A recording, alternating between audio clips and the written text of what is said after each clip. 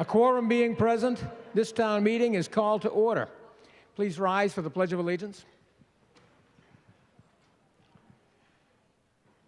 I pledge allegiance to the flag of the United States of America and to the republic for which it stands, one nation, under God, indivisible, with liberty and justice for all.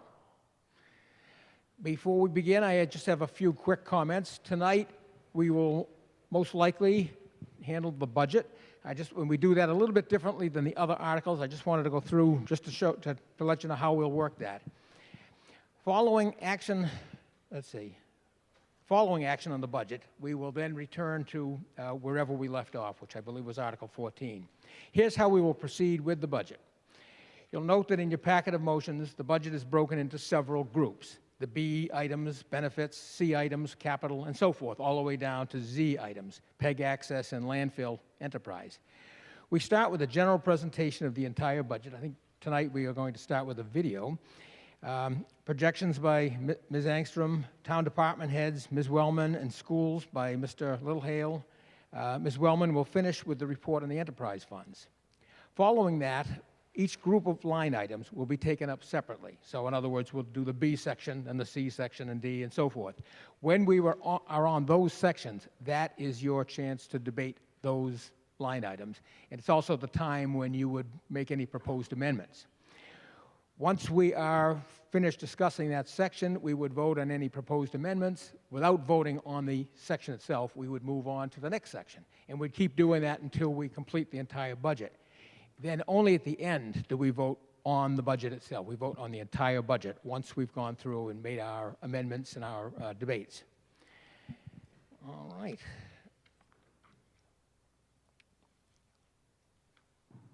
If there are any amendments and there needs to be any reconciliation with any of the town boards, we might take a few minutes recess for that to be done before we do take a final vote on the budget. All right, we are now ready. Ms. Murphy moves that we take Article 10 from the table. This is the budget article. Is there a second? Second? All those in favor, please raise your hand.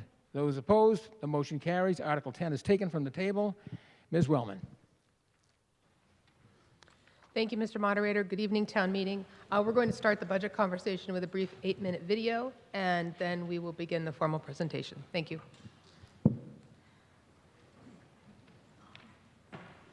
In the town of Reading, we believe in staying connected. We strive every day to connect town government to our community. That's why we created this informational series about our town budget for the next fiscal year, which begins on July 1st. We'll share where our budget dollars come from and where they go. We'll dig deeper into revenues and show the pressure that inflation places on our town budget. We'll examine expenses, showing choices we make around costs we can control and those we cannot. And we'll share the numbers for next year's budget, which town meeting will consider beginning April 26th. Understanding where the money comes from and where it goes is vital to understanding our annual town budget. We'll use a single dollar to show the portion of money that comes in from different sources, then show how it goes out to support our schools, our streets, and our services. The majority of our town's revenue comes from 3 places. The biggest, our residential and commercial property taxes, about 71 cents. Another 9 cents of every dollar comes from local revenues like motor vehicle excise taxes, charges for services like ambulances and inspections, the meals tax you might see on your restaurant receipts, and interest we earn on our savings. The third is state aid from the Commonwealth, about 12 cents. These are state tax dollars collected and allocated by our state lawmakers back to towns. Combined, that's about 92 cents of every dollar of revenue in our budget each year. The remaining 8 cents, you might say, is how we keep the books balanced. The first way we do this is through transfers of operating funds, where departments may have brought in more money or spent less than anticipated. Next year, this is about 3 cents of our budget dollar. The last 5 cents in next year's budget is covered by free cash. We keep money in reserve for just this purpose. Combined, this is the budget dollar Reading plans and accounts for in its decisions every year. So where does all the money go? We'll slice up the same budget dollar to show you how the money goes out. The biggest chunk of every municipal budget in the Commonwealth is for schools, so let's start there. Nearly 43 cents of our budget dollar is the school department's operating budget, and more than 29 cents are costs we share with the school department, like a shared healthcare plan and paying for capital projects like the new Killam School and Recal Center. That rounds up to 72 cents of our budget dollar, leaving about 28 cents for everything else the town pays for. These are things like public safety, our police and fire departments, about 11 cents. Public works, plowing snow, contracting trash pickup, and literally keeping the streetlights on, about 6 cents. Administration, finance, and technology, planning, budgeting, and coordinating the operation of our town, about 4 cents. Core facilities and town buildings, maintaining both our schools and our town buildings, is more than 3 cents. Our library, delivering programming and opportunity to all ages, about 2 cents. And public services, the things that set our community apart, recreation, economic development and planning, veteran services, and elder and human services, this all gets done with a little more than 1 penny of every budget dollar. This rounds up to make up the budget dollar we spend from our general fund each year. You may have heard of the pressure towns and cities have faced in their budgets in recent years, or about tax overrides in other communities. Reading hasn't asked for a tax override since 2018 and won't be asking for one this year. The pressures our budget faces are similar to other towns and cities. The Massachusetts Municipal Association calls this funding pressure a perfect storm, consisting of 2 key drivers. The first pressure is the Massachusetts law that requires tax overrides. Proposition 2.5 only allows towns like Reading to increase its property tax revenue by 2.5% each year. But in the past 5 years, inflation has been much higher than 2.5%. Only a tax override every year would have enabled us to keep up with the weakening dollar. The second pressure is state aid to towns and cities. Our state government significantly cut the amount of money it sends back to its municipalities during the Great Recession 2 decades ago. It took 18 years for state aid to return back to its funding level before the Great Recession, and that doesn't include inflation. That effectively means we're planning a 2027 budget with a 2008 funding model from the state.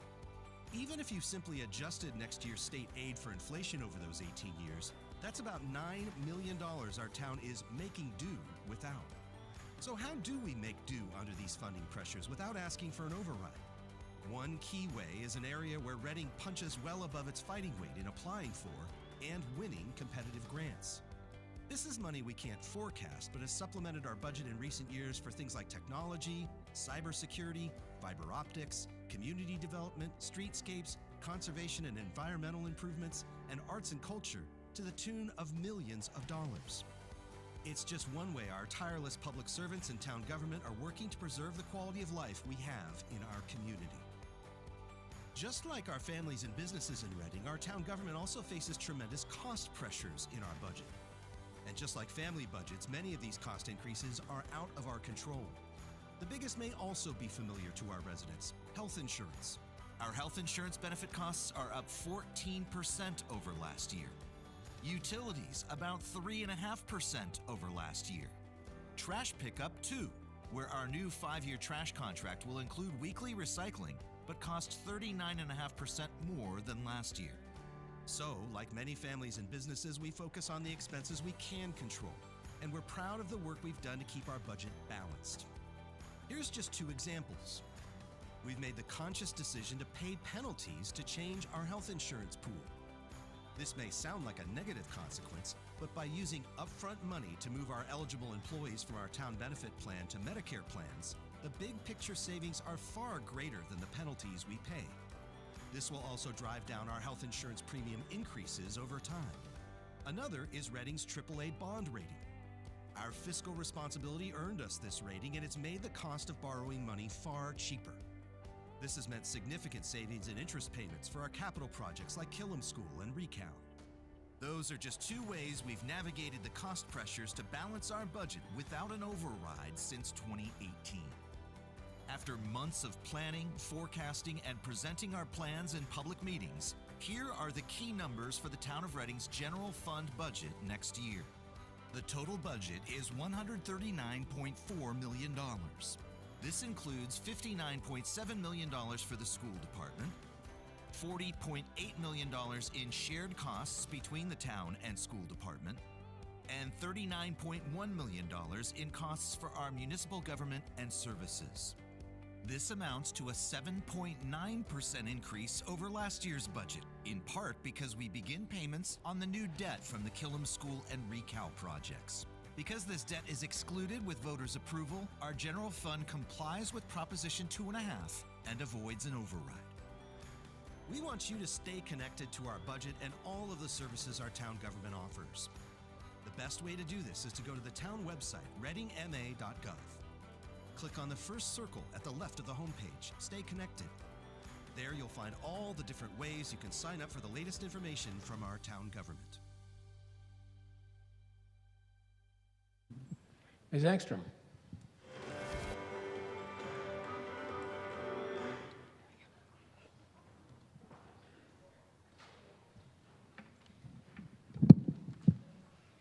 Thanks, reserves, and then we'll step through the town's budget. We're on the next page.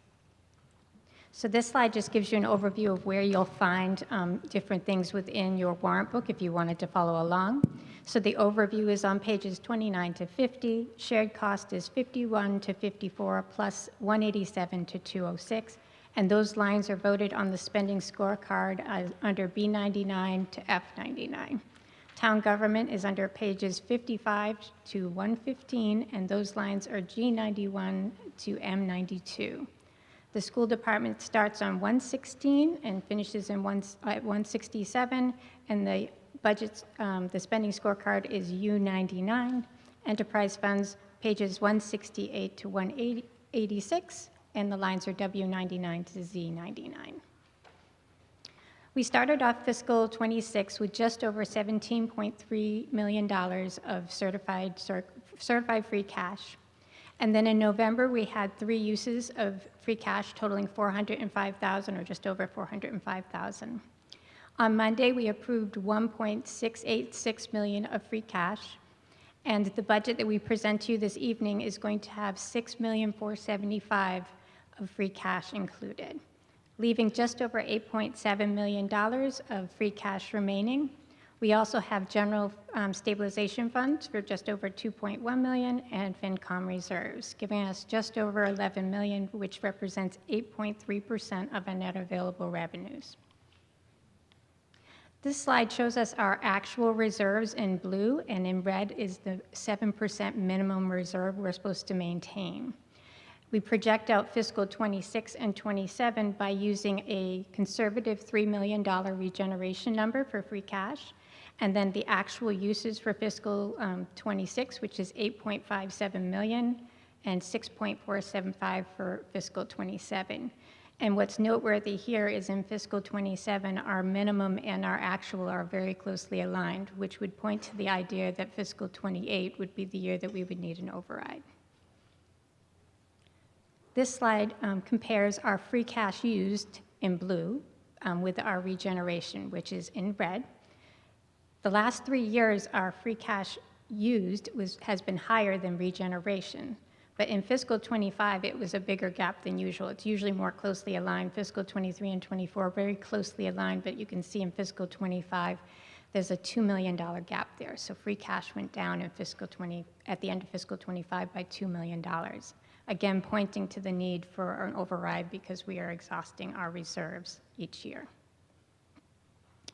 This slide shows the projected revenues for fiscal 27 compared to fiscal 26. Revenues are up 7.9%, and the big factor there is the property tax. Property tax is up 9.2%, and that is because the debt exclusion appears on the fiscal 27 bills for the first time. In fiscal 26, there is no debt exclusion right now on your bill.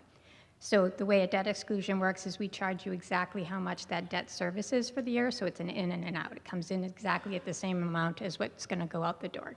So it makes it look artificially high because it's normally about 3.2%. We usually just take our levy from the prior year and we increase it by 2.5% and add in new growth. and normally the number is something about 3.2, so it's very overstated and misleading. Local revenues is up 10.2%. This has a lot to do with having to leverage more of our investment income. We try and be very conservative with investment income because we know that interest rates are likely to fall and we don't want to rely on them. And we've been very conservative about how much of it we use.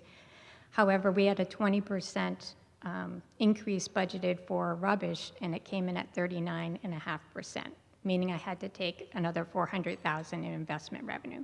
We've been collecting about $4 million every year, and it brought us up to about $3.3 million that we were budgeting, which is a lot more than I wanted to have, just to be sure that, you know, if things were to go drastically wrong in the market, that we would be having a problem. But we are doing everything we can to secure great rates for the money that we're holding on hand, and I don't think it will be a problem, especially since we're holding so much money for the projects.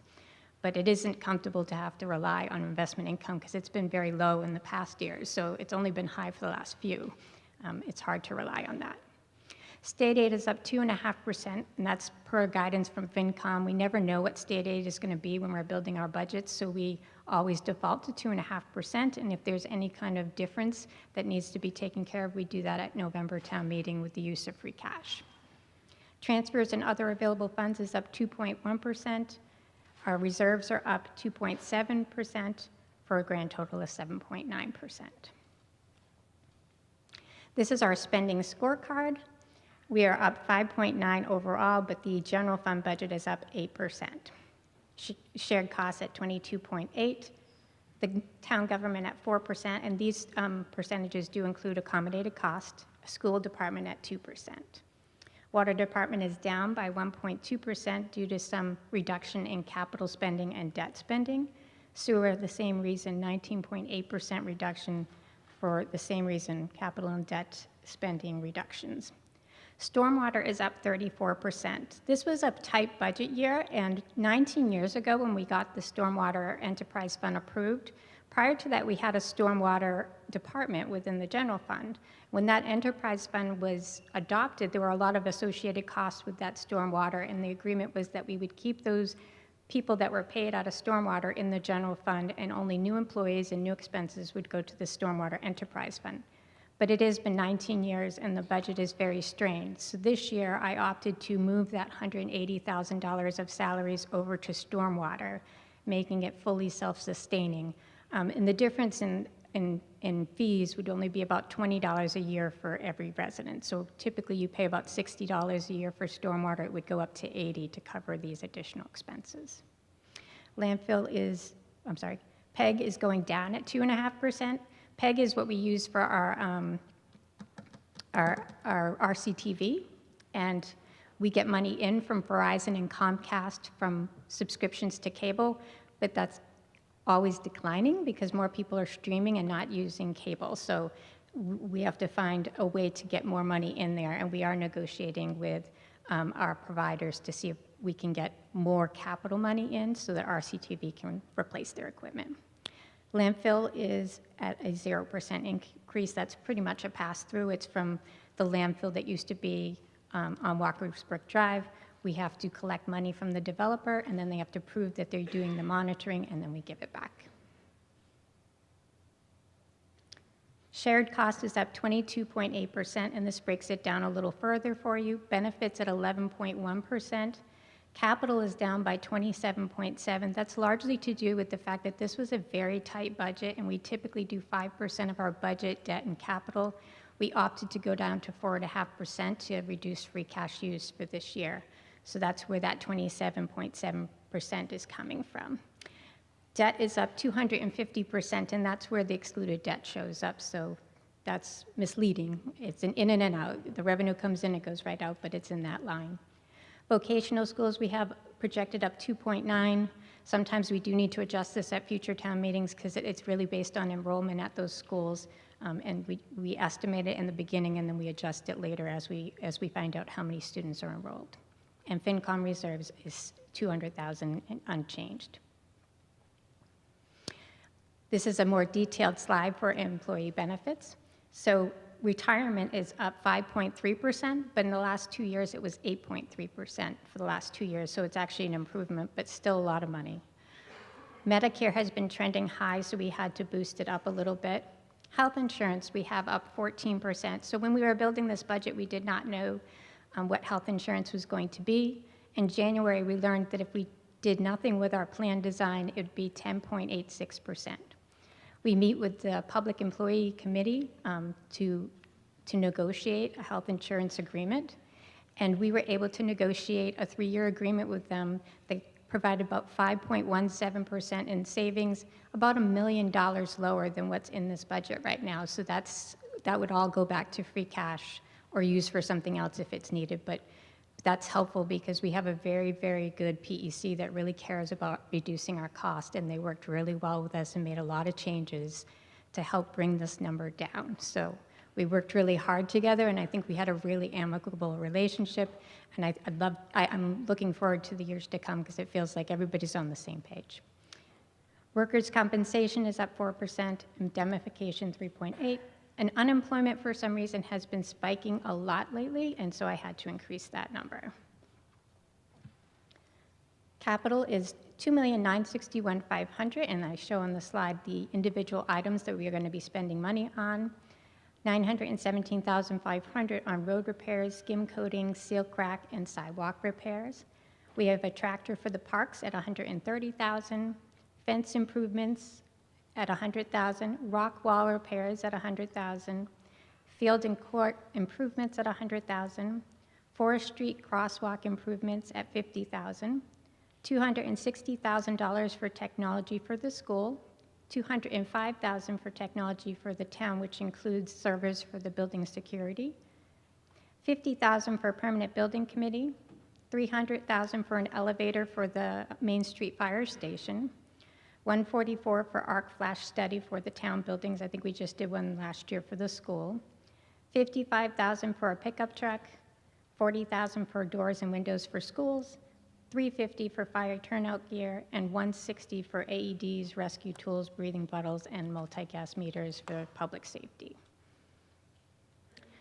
This is the detail for debt service, up 250%. You can see that $3 million, just over $3 million is within the levy, just under 5.2 excluded debt, and I break it down for you, Killam and Recal, what those numbers are. So these are the amounts that are going to show up on your fiscal 27 bills. That's the first round of that first tranche of debt. There will be another one, but I'm thinking we're going to try and put it off to fiscal 29 to get that second tranche in, maybe do a ban, maybe just have additional interest and for 1 year. So hopefully we can avoid to have anything in fiscal 28, and maybe fiscal 29 is when that second tranche will come on. This is our debt authorizations. So we started off the year with just over $166.5 million of debt authorizations. We issued over $76.6 million in debt. We collected just under $3.4 million in MSBA and MWRA grants, leaving us with 86.7 or just under $86.7 million of authorizations remaining. Vocational schools, as I said, is up 2.9%, and included in that number is $338,000 for capital assessment for the new school in Wakefield, and FinCom reserves remain unchanged. I'm going to pass it off to our new town manager, Jane, who's going to do the departmental budgets. Ms. Wellman. Thank you, Sharon. Thank you, Mr. Moderator. Hello, everyone. I have a cold. I'm living off halls tonight. If anybody needs a cough drop, come see me. Good evening. It's my pleasure to appear before you tonight with the FY27 budget, presenting the town side. As you can see from the slide before you, the town is presenting a 1.4% increase overall to our FY27 budget. I want to extend deep thanks to the Select Board, the Finance Committee, and especially department heads over here, our fantastic staff, who have taken to heart the guidance to limit their budgets and make cuts where possible. This is a barely level services budget, and it will not return the same level of regeneration that the town is accustomed to in order to fund the increases we are seeing in shared costs. Tonight, I will take you through a shortened version of the departmental budget requests. The school department will review their budget, and then we will address enterprise funds. Note, as usual, at the top right of each slide are the relevant page numbers in your warrant report if you want to follow along there. Tonight, you will see the same story over and over again, routine increases in staff salaries and cuts to expenses. Department heads have cut in places where they feel the pain will be less, but these cuts are unsustainable, and if we are to maintain the level of services residents have come to expect. Next slide. Administrative services. Staff will receive the standard non-union step and 1.25 cost of living adjustment in FY27. As most town meeting members are aware, administrative services is impacted by the number of elections held annually. FY27 will have 3 elections, which is driving up election costs for wages and postage. We have sought to balance those expenses by reducing legal costs, and we aggressively sought lower property and casualty insurance premiums, which will go down next year by 7.4%. In the future, we plan to budget for 3 elections every year to reduce the whiplash we see annually in this department.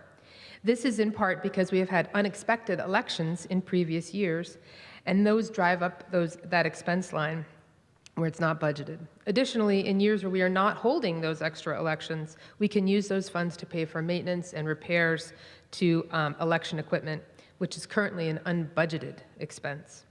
The equipment is beginning to age, and the state has mandatory maintenance that we will encounter in future years.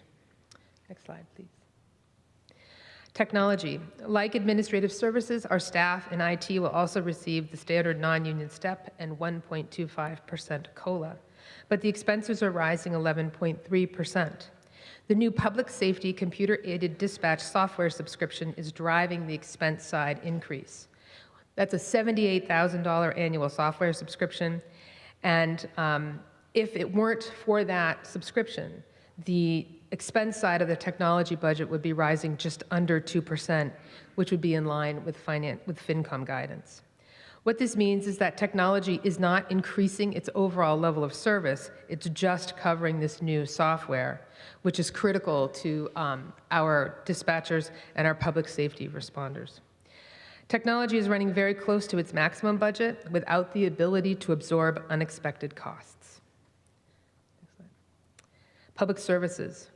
Another level-funded department, public services will see the typical salary increases in accordance with the classification chart and is seeing a reduction in expenses of just over 9%. These cuts are due to a 16.2% cut in veterans expenses. These expenses, it's about $20,800, and that's coming from underutilized lines in veterans expenses, which is covered, or carried rather, in accommodated costs. While we have older veterans, we also have younger veterans seeking medical care and support as they are aging. So it's hard to predict where we're going to see those expenditures in the future, so we do plan to continue funding it, but these particular funds that we've cut have been typically underutilized and just go back to free cash. Instead of previous years where these will go back to free cash, we're cutting it so we can fund other areas of the budget. I also want to mention that Elder and Human Services is funded as it was in previous years, but with the end of ARPA funding, programming costs will now be supplemented by user fees as they once were prior to COVID. Next slide, please. The Finance Department is also seeing wages increase by 3.3%, aligned with the classification chart. This department is fully funded with no plans to hire additional staff. Expenses are down 1.8%, with reductions primarily taken in professional development, printing services, banking services, and office supplies. We believe these cuts will not impact service levels. Next slide. Public safety. Public safety includes the budgets for public health, fire and emergency medical services, the police department, the coalition, and dispatch. Once again, wages are in line with the classification chart and collective bargaining agreements, but expenses are down overall 11%. Beginning with public health, we saw small cuts in expenses, including animal disposal and animal control costs. At the time this budget was developed, we had a regional animal control contract with Wakefield. Now, however, the provider severed that agreement with Wakefield, and we have been working to find a new solution for animal control services. We are not sure that the current amount budgeted in FY27 will be enough for the year, but we are working to bring on a new per diem animal control officer. Next slide. Fire and EMS will see wages rising commensurately with the rest of the town, but expenses have been cut 11%. Part of that cut was a one-time $50,000 expenditure to public safety radio amplifiers in this building. That funding won't be needed for FY27, so that accounts for much of that. We are seeing ambulance billing fees rise 17%, due in part to recent increase in fees by the chief to increase revenue. That revenue boost is managed by a third-party biller, and that biller receives a percentage of the revenue collected, so that's why their fees are rising. Moving to the police department, thank you. We again see union staff moving through the steps of the collective bargaining agreement and non-union staff moving through their steps in COLA. Expenses are down 11% here as well. We were able to achieve these cuts by reducing the cruiser line 32.9%, as one of the 2 planned cruiser purchases was recently replaced through an insurance claim. We will not be able to replicate this savings next year, as it is our policy to replace the 2 oldest cruisers annually in order to keep the fleet operational. Note, we are planning a $558,000 reduction in the patrol officers line, but it's an increase of $517 in the detectives line. This is due to some administrative moving around some of the positions. A $42,000 cut in the crossing guards has been moved to the overtime line, as well as a 30% increase in the training budget. The Coalition for Prevention and Support, which is housed within the police department, is staying at a level services budget with just a minute $250 increase in supplies, in addition to the wages and increases for steps and COLA. Dispatch wages are increasing only 0.3% due to a savings from attrition and a small increase in technology of $1,000. The software to operate the new computer-aided dispatch system is carried, as mentioned earlier, in the technology budget. Public Works is coming in with a small decrease overall next year, with wages down 1.3% by moving positions funded from the stormwater line item in the general fund to the Stormwater Enterprise Fund, which is a better, more sustainable model. Expenses are up 3.1%, driven mainly by a new trash and recycling contract, which, as previously was stated, is rising 39.5% over FY26. This contract still includes weekly recycling. However, we can find a savings here in future years if needed by moving to bi-weekly recycling. We are not funding an increase in snow and ice. Next slide. Yeah, snow and ice. We're not funding an increase in snow and ice operations intentionally. As most of you may know, this is an item that the Department of Revenue allows us to level fund and spend into deficit during particularly rough years like this past winter.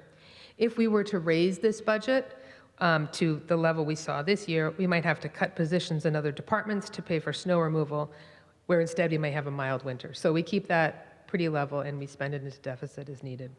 Next slide. Next slide. There we go. Reading Public Library will increase overall 2.3%, with expenses rising just 1.5%. This is a strictly level services budget with unavoidable increases for software licensing and other essential services and requirements needed to ensure the library is eligible for state aid. Next slide. Finally, the facilities budget is going down 0.7% overall, driven primarily by reductions in core energy expenses and other utility costs. And now we move to the school department. Thank you, Mr. Moderator.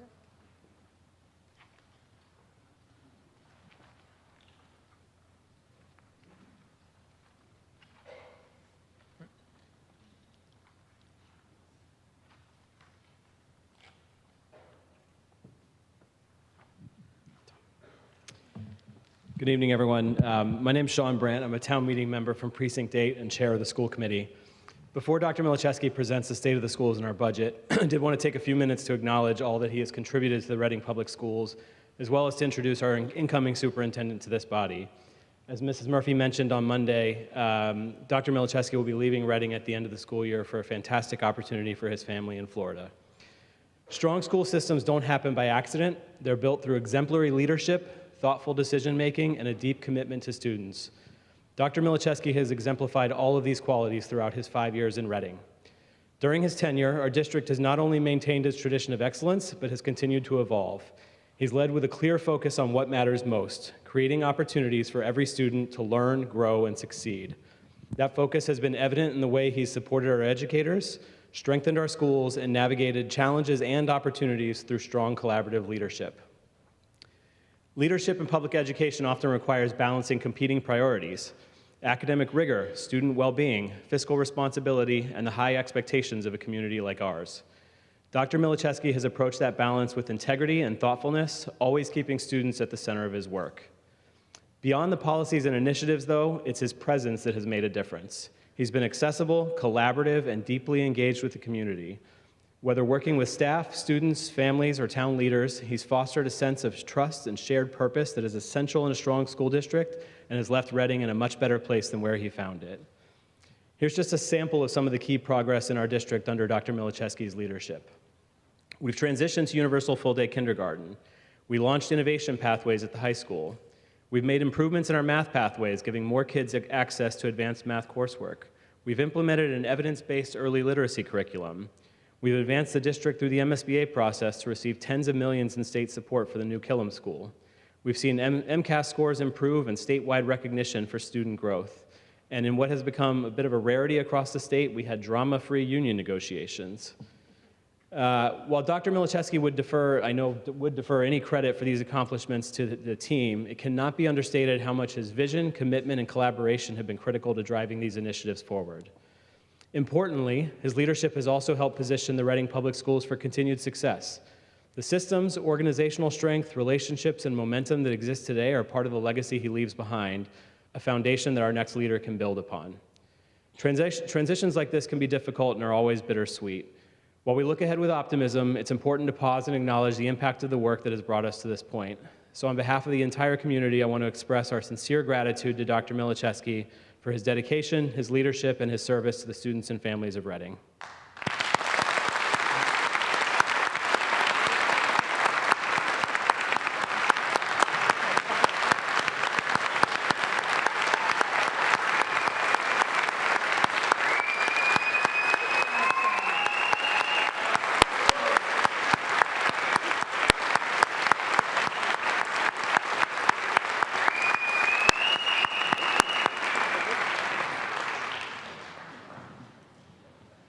We are also joined tonight by Dr. Milichewski's successor, and based on that applause, it's pretty clear how big the shoes are that he has to fill. As we announced earlier this month, the school committee has agreed to a contract with Dr. Henry Turner to be the next superintendent of the Reading Public Schools. Dr. Turner joins us from the highly regarded Newton North High School, where he's been the principal for the last 10 years. In 2020, he was named the K-12 Dive Award winner for National Principal of the Year. Prior to his time as principal in Newton, he was also the principal at Bedford High School and brings classroom teaching experience as well. Dr. Turner grew up in Melrose, has an undergraduate degree from UMass, a master's from Framingham State, and his doctoral degree in educational leadership from Boston College. We were thrilled to find a leader of Dr. Turner's caliber to succeed Dr. Milichewski, and I've been incredibly impressed by the commitment and engagement he's already shown to our district, even though he doesn't formally start until July. He's spending a great deal of time in our district, getting to know our schools, our leaders, and our town, and his presence here tonight is just one small indication of that commitment. So please join me as well in welcoming Dr. Turner to Reading.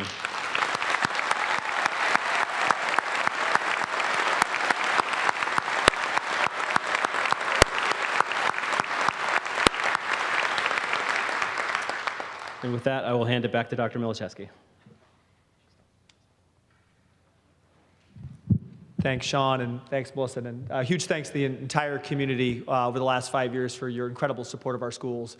And just like, obviously, it takes an entire team to move a district forward. I just feel so fortunate with the team that we have in this community, department heads, staff, families, students. It's truly an incredible place to work and to lead. So it's a huge thank you to everyone here and everyone in our district. What an awesome place to be. So I'm excited tonight to share first a State of the Schools update, which then moving into our FY27 budget presentation. I'd like to start with a brief State of the Schools, just so people here may learn a little bit more about what's happening in our schools and to see the impact of your taxpayer dollars on students.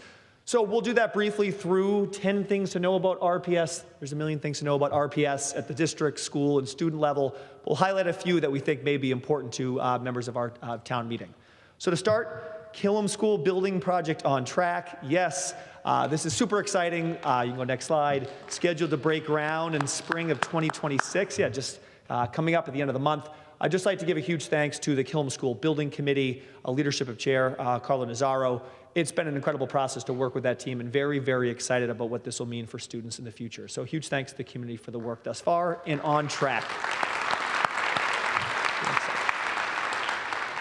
continue to be really excited about what's happening at our high school. I'll start with just some of the changes in programming. You'll see some updates in courses, continue to add to what is already a pretty robust list of AP courses. You'll see there in gray.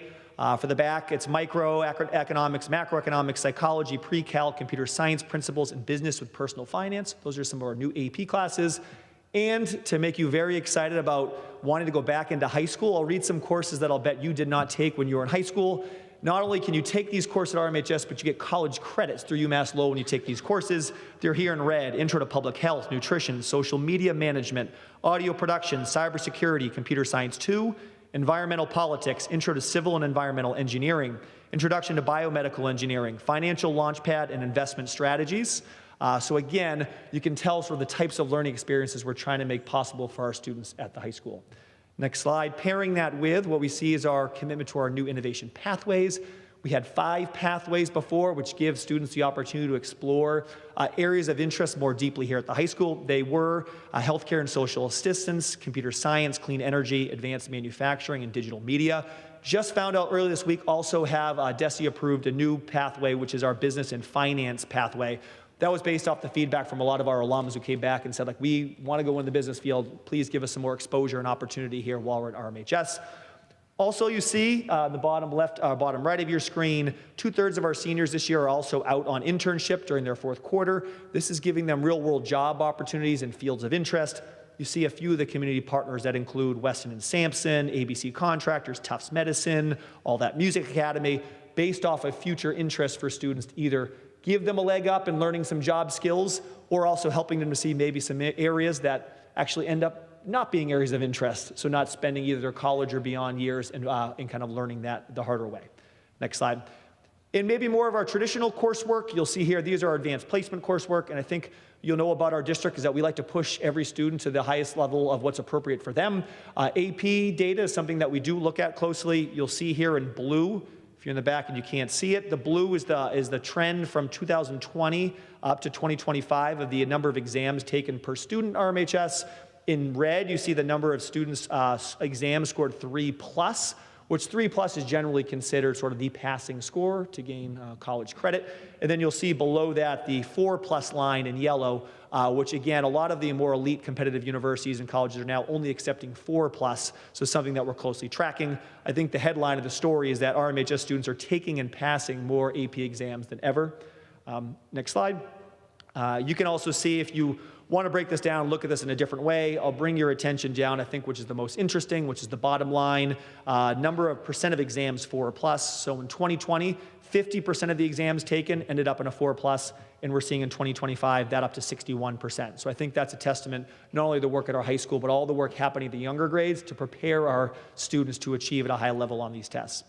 Now you can go next slide. This is the one I'm most excited about. I know has been a talk of the community for a while, is math.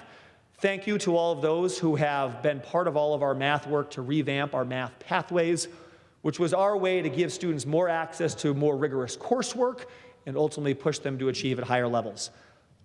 You look back in 2020, the % of exams that were 3+ in math were 72%.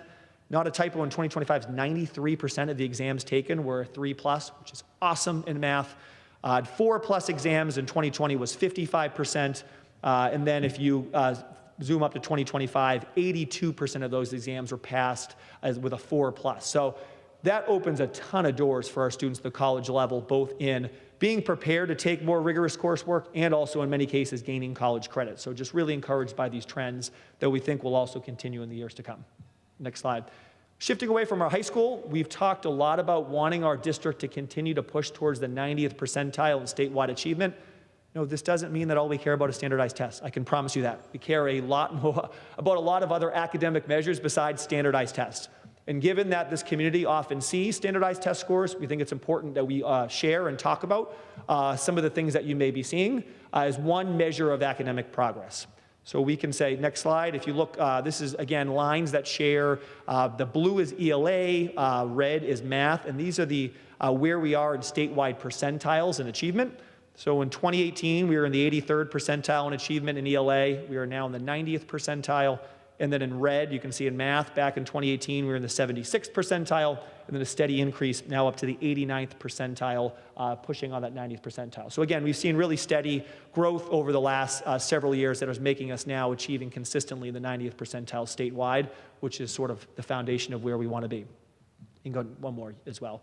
And we were, this has gained some attention from the state, which has been nice for our educators as well. The state had been looking back at districts that have exceeded pre-pandemic levels, which they categorize as 2019. So you can see here sort of us being one of 63 districts across the state who exceeded pre-pandemic levels in both math and ELA. Next slide. Something that's really important for us, in addition to achievement, is also making sure our students grow. So you'll see here that on the next slide, we look at a measure called SGP. I don't want to spend all the night talking too deeply about that, but basically it looks at how our students are growing in comparison to their like-performing peers. We're proud to share that we're one of 8 public school districts in the state who have had over 50s in SGPs in math and ELA in the last 3 years. The headline being, our students are consistently growing at higher levels than their peers in both math and ELA over the last several years. Next slide. And then a big one, I talked about math. I also know literacy was a huge point of conversation for our community, dating back to even before my time here. Deeply appreciate the investment from this community in a new literacy curriculum, our core. That has been the catalyst for us to transform literacy outcomes for our students. Next slide. So you'll see a little bit of that here. We are currently in the 88th and 87th percentile in ELA achievement and growth, respectively. A couple things I haven't yet shared. In red, you'll see those are the bar graphs for where we stand in our elementary growth percentile. You see that starting with the adoption of our new curriculum in 2023, we've been in the 99th, 86th, and 87th percentile in growth. So we are seeing a huge jump in student growth as a result of our work with our new curriculum. Also, you'll see here on the right, we are now, and we compare ourselves to our FinCom comparables, in a couple of cases in first compared to some very competitive districts and where we are in student achievement and literacy. We, and looking at the data for our younger students, even think we're poised for just to continue to be in a really competitive level. Obviously, this is a data point, but this matters because it is so important that our students are on grade level literacy skills, as we know, as they move forward in their academic careers. All of this academic achievement data, I just want to acknowledge, our staff are incredible. I mentioned curriculum. Yes, improvements in curriculum is necessary. We have, without a doubt, the best teachers, the best staff, the best educators in our district. I think those of you who are parents know that and feel that every day. So while I get to celebrate the data points that show good things happening, I just want to make sure that the staff and the teachers who are out there know we deeply appreciate what you do every day, and our students are achieving because of you. Next slide.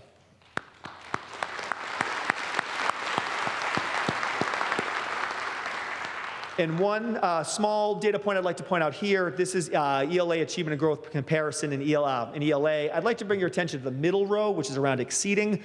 Something we'd also heard about years ago was we need to push our higher achieving students to really be more competitive across the state. So we compared to 2018. We were in the 76th percentile in students exceeding expectation. That's the highest category of achievement. We are now up this past year in the 90th percentile in the exceeding category. So again, our top achieving students are continuing to push the bar of where they can be. Next slide. And then if you want to see this broken down by school, we also want to make sure all of our schools are pushing towards the 90th percentile in statewide accountability rankings. And I think if you compare back historically, you'll see some pretty consistent and steady growth across our schools. Next slide. Now the fun part, some pictures of students, some actual stories, moving away from the data. Something I love being in our schools every day is you just see and feel a culture of academic excellence. And I'd like to just give you a couple of examples. I can name so many. One, here on the left, you see those are our 12 national merit scholars who are recognized sort of at the national level for receiving the most competitive PSAT scores. One up top right, Reagan Reardon. Reagan's a 4th grade student at Barrows. She is a published author now. She sold her text last year called Henrietta, a 3rd grade tall tale, sold it to our core for an actual check, and is now, her texts are available for purchase. Again, Henrietta is the name of the text for those who want to try to dig that up. But really impressive to see our students producing work that is now being recognized and sold. And then bottom right, that is the couple of members of our Coolidge math team who are part of the team who achieved the highest level or the highest score ever for a middle school math team in Reading. So Coolidge math team absolutely crushing it. Awesome. Next slide. Outside the classroom, we know our students continue to do truly amazing things. it is really hard even to give just a couple of examples of the things that we see day to day. With that, here's a few. You'll see on the left of your screen 2 amazing students. Ryan Pulpe just broke the 52-year-old school record, the 400 meter. Anyone want to race Ryan? Incredible. And then to his right is also Will Merkel. Will Merkel just won the state championship, the 150-pound category for wrestling. Up top, you see our RMHS girls gymnastics team, 4 consecutive conference champions. Even more impressive stat is those seniors, the senior captains, did not lose at all during their career at RMHS. Bring it down to, I think, a group that has set the bar for excellence in our community. That's the RMHS marching band. You will always hear gold medal champions. This is from this past fall, again, gold medal winners at the NESBA championship. They had one point recently had been back-to-back state champions as well. So just a culture of excellence within their department and within the marching band. Next slide. 2 others I want to give a shout out to. We'd love to recognize state championship teams. We had a bunch knocking on the door last year. Love to celebrate one that won the title. That was our indoor track team. And then also you'll see on the right our drama club. Our drama club is one of 15 schools across the state to be finalists in the METG One Act Play Festival this past year. You get to see them on stage all the time, do an incredible job, but it was nice that they got that recognition at the state level as well. And last but not least, next slide. Actually, 2 more slides, sorry. Something I think is really important to share is our students are doing amazing things post-graduation. I think that's a testament to, again, the amazing educators that we have in our community, the amazing parents and support networks that we have, but also these students. These students are really, really impressive. So I wanted to highlight 6 students tonight who I think represent a few of the common paths that our students are taking post-graduation. So you can go back to slide 9. Sorry, I messed up. Gavin Fucarell. Gavin is one of our students who will be enrolling directly in the Armed Forces. He'll be going into the Navy next year. So a huge thank you in advance to Gavin for his service. Ava Spinazzola. Ava is one of our students who was in our Innovation Pathway program. She was in our digital media / digital music pathway and will be continuing on in that path. She will be going for sound recording at UMass Lowell, which is awesome. Dario Velat. Dario is one of our students who is taking a senior internship in a field where he'll also be continuing. So he has a senior internship at East Eagle Aviation and wants to become a commercial pilot. Clara Healy, bottom left. Clara represents what we think is a group of students who are continuing to gain admittance into some of the more elite competitive universities and colleges across our country. Clara will be enrolling at Brown University in the fall in environmental engineering.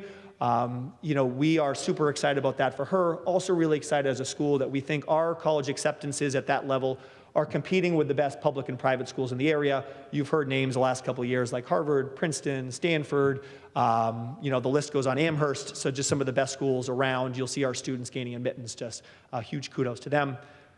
Carson Bolio. So Carson represents a body of students who is not only going to do something amazing academic, but is also pursuing a passion in arts, athletics, or sort of extracurricular. And we like to celebrate Carson. He's going to the Berklee College of Music and will be also continuing with guitar. So really impressive. Congratulations and best luck to Carson. And then last but not least, Andrea Hall. Andrea is one of our students who knows what she wants to do. So she is going to Mass College of Pharmacy in the fall in their physician's assistant program, and just excited for her to have a lot more clarity about her future than I know I did and many of us did at that point, and wish her the best of luck. These are just 6 of the amazing stories of our students who are doing, off to do amazing things. So just again, hope that you see the impact of your taxpayer dollars too on our amazing students. And then last slide, the thing that I am most blown away by our students each day is not the academic achievements, it's not what happens on the athletic field, it is their character, right? I think for those of you who get to be around our students, they're amazing. They're kind, they're respectful, they're empathetic, they're hardworking. They're truly incredible. And there's a few pictures here. I know we'll talk about unified science. There's a few unified pictures. There's also Rocket Leaders in Action in the middle. Those are students who are helping to organize a food drive. Anytime I am in a school, I am out in the community, our students are thinking about others and making the community a better place. So just like to recognize what we think is not only about sort of those achievements, but it's also about character. And we think that's something that our district does really, really well.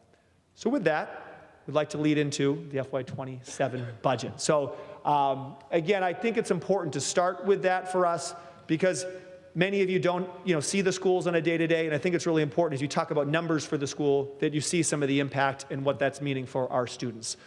So the headline for our budget is pretty straightforward. It's a level service budget. It's a level service budget with a 2.01 overall increase. So in our presentation tonight, I'll speak briefly about some of where we are as sort of being a stable budget. We'll quickly review what was one big accomplishment last year in the budget. Our Director of Finance and Operations, Phil Littlehale, will break down the budget by cost center, review the capital plan, and some of our other funding sources. So with that, you've probably read many of the headlines on the next slide around just what's happening across the ed sector right now with budgets. We share this, which many of the headlines, for a few reasons. First of all, and I've said this and I'll say it time and time again, thank you. Like, this is a community that in so many ways invests in education and truly values public education, and that shows. And that's part of the reason why we've been able to maintain a stable financial position. Two, I share this to say, we also have been trying to do everything we can internally behind the scenes to make sure that we can navigate what are really tricky waters for schools right now and being in a good financial position. These are some really good districts with strong leadership, with really supportive communities that are having a difficult time. So we, like them, are really trying to be creative to make sure we can navigate, again, what are tricky context as well as we can. So with that, a couple of things that are important for us on the next slide as we start to talk about what are we doing internally so you sort of know the work happening. And the three big buckets for us, as always, will be increasing revenue, decreasing expenditure, and trying to leverage every funding source that we have. So first, on increasing revenue, there's two that I'd like to highlight tonight. One, I'm not sure you can read that in the gray, but we've really been focusing on trying to tuition students into some of our substantially separate special education programs. That's where neighboring districts will pay to have students come to our programs. Of course, that's predicated on us having really strong programs. We have 3 students right now who are tuitioning in for a total of close to $140,000. We also host a program from SEAM Collaborative, the Deaf and Hard of Hearing program at Wood End. That's another $40,000. So between those two, that's close to $200,000 in additional revenue for our district. And hot off the press, bottom right, the van. Huge thanks to our legislators. Our legislators helped win an earmark for us to secure a handicap accessible van that just came in yesterday. Still trying to work on securing plates for it. Oh, yeah, Jane's helped us. The big piece for us with that is designated for our 18 to 22-year-old LIFT program. And that's that program. There's so many opportunities for our students to be out in the community, on college campuses, in internships, in job sites, that we didn't have a reliable mode of transportation before. We think by having that van, that's not only a huge win for our students, but that's also a sell to other districts that may not have a full program, want their 18 to 22-year-old students to have access to the type of program, and an opportunity for us to, again, tuition and bring in additional revenue. The big one for us as well is in the top right. You see school choice. As this body knows, starting back in FY23, we are a school choice district. That's been really important for us in maintaining strong financial position. The gray bar is our total special ed total school choice reimbursement, including the reimbursement we get for special education costs. We are reimbursed 100% for special education costs. You'll see there in FY27, that number for us is $745,000 of additional revenue. Some people may be wondering, up front, how did we navigate a 2.01% increase in a budget and be level service? Sort of the headline for us is we're using 2 years of school choice funds in FY27. We usually use school choice years on a 1-year lag. To be able to pull off a 2% budget, we had to use 2 years of school choice funds. Not ideal for the long term, but again, something we thought was what we needed to do to be able to keep us in good financial position. But we think the school choice program, again, is really important for us now and in the future and being in a good financial position. Next slide, obviously, all of the pieces around decreasing costs.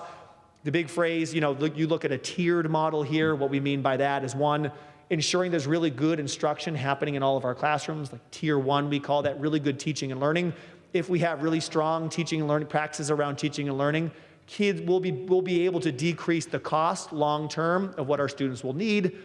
We also want to make sure we have high quality supports and interventions for students, so that way when we intervene, we're successful, and that's another mechanism for us to be able to decrease costs. And last but not least is to really strengthen our special education programs and make sure we can serve students as effectively as we can in district. And then on our last strategy is just leveraging every grant funding source we can find.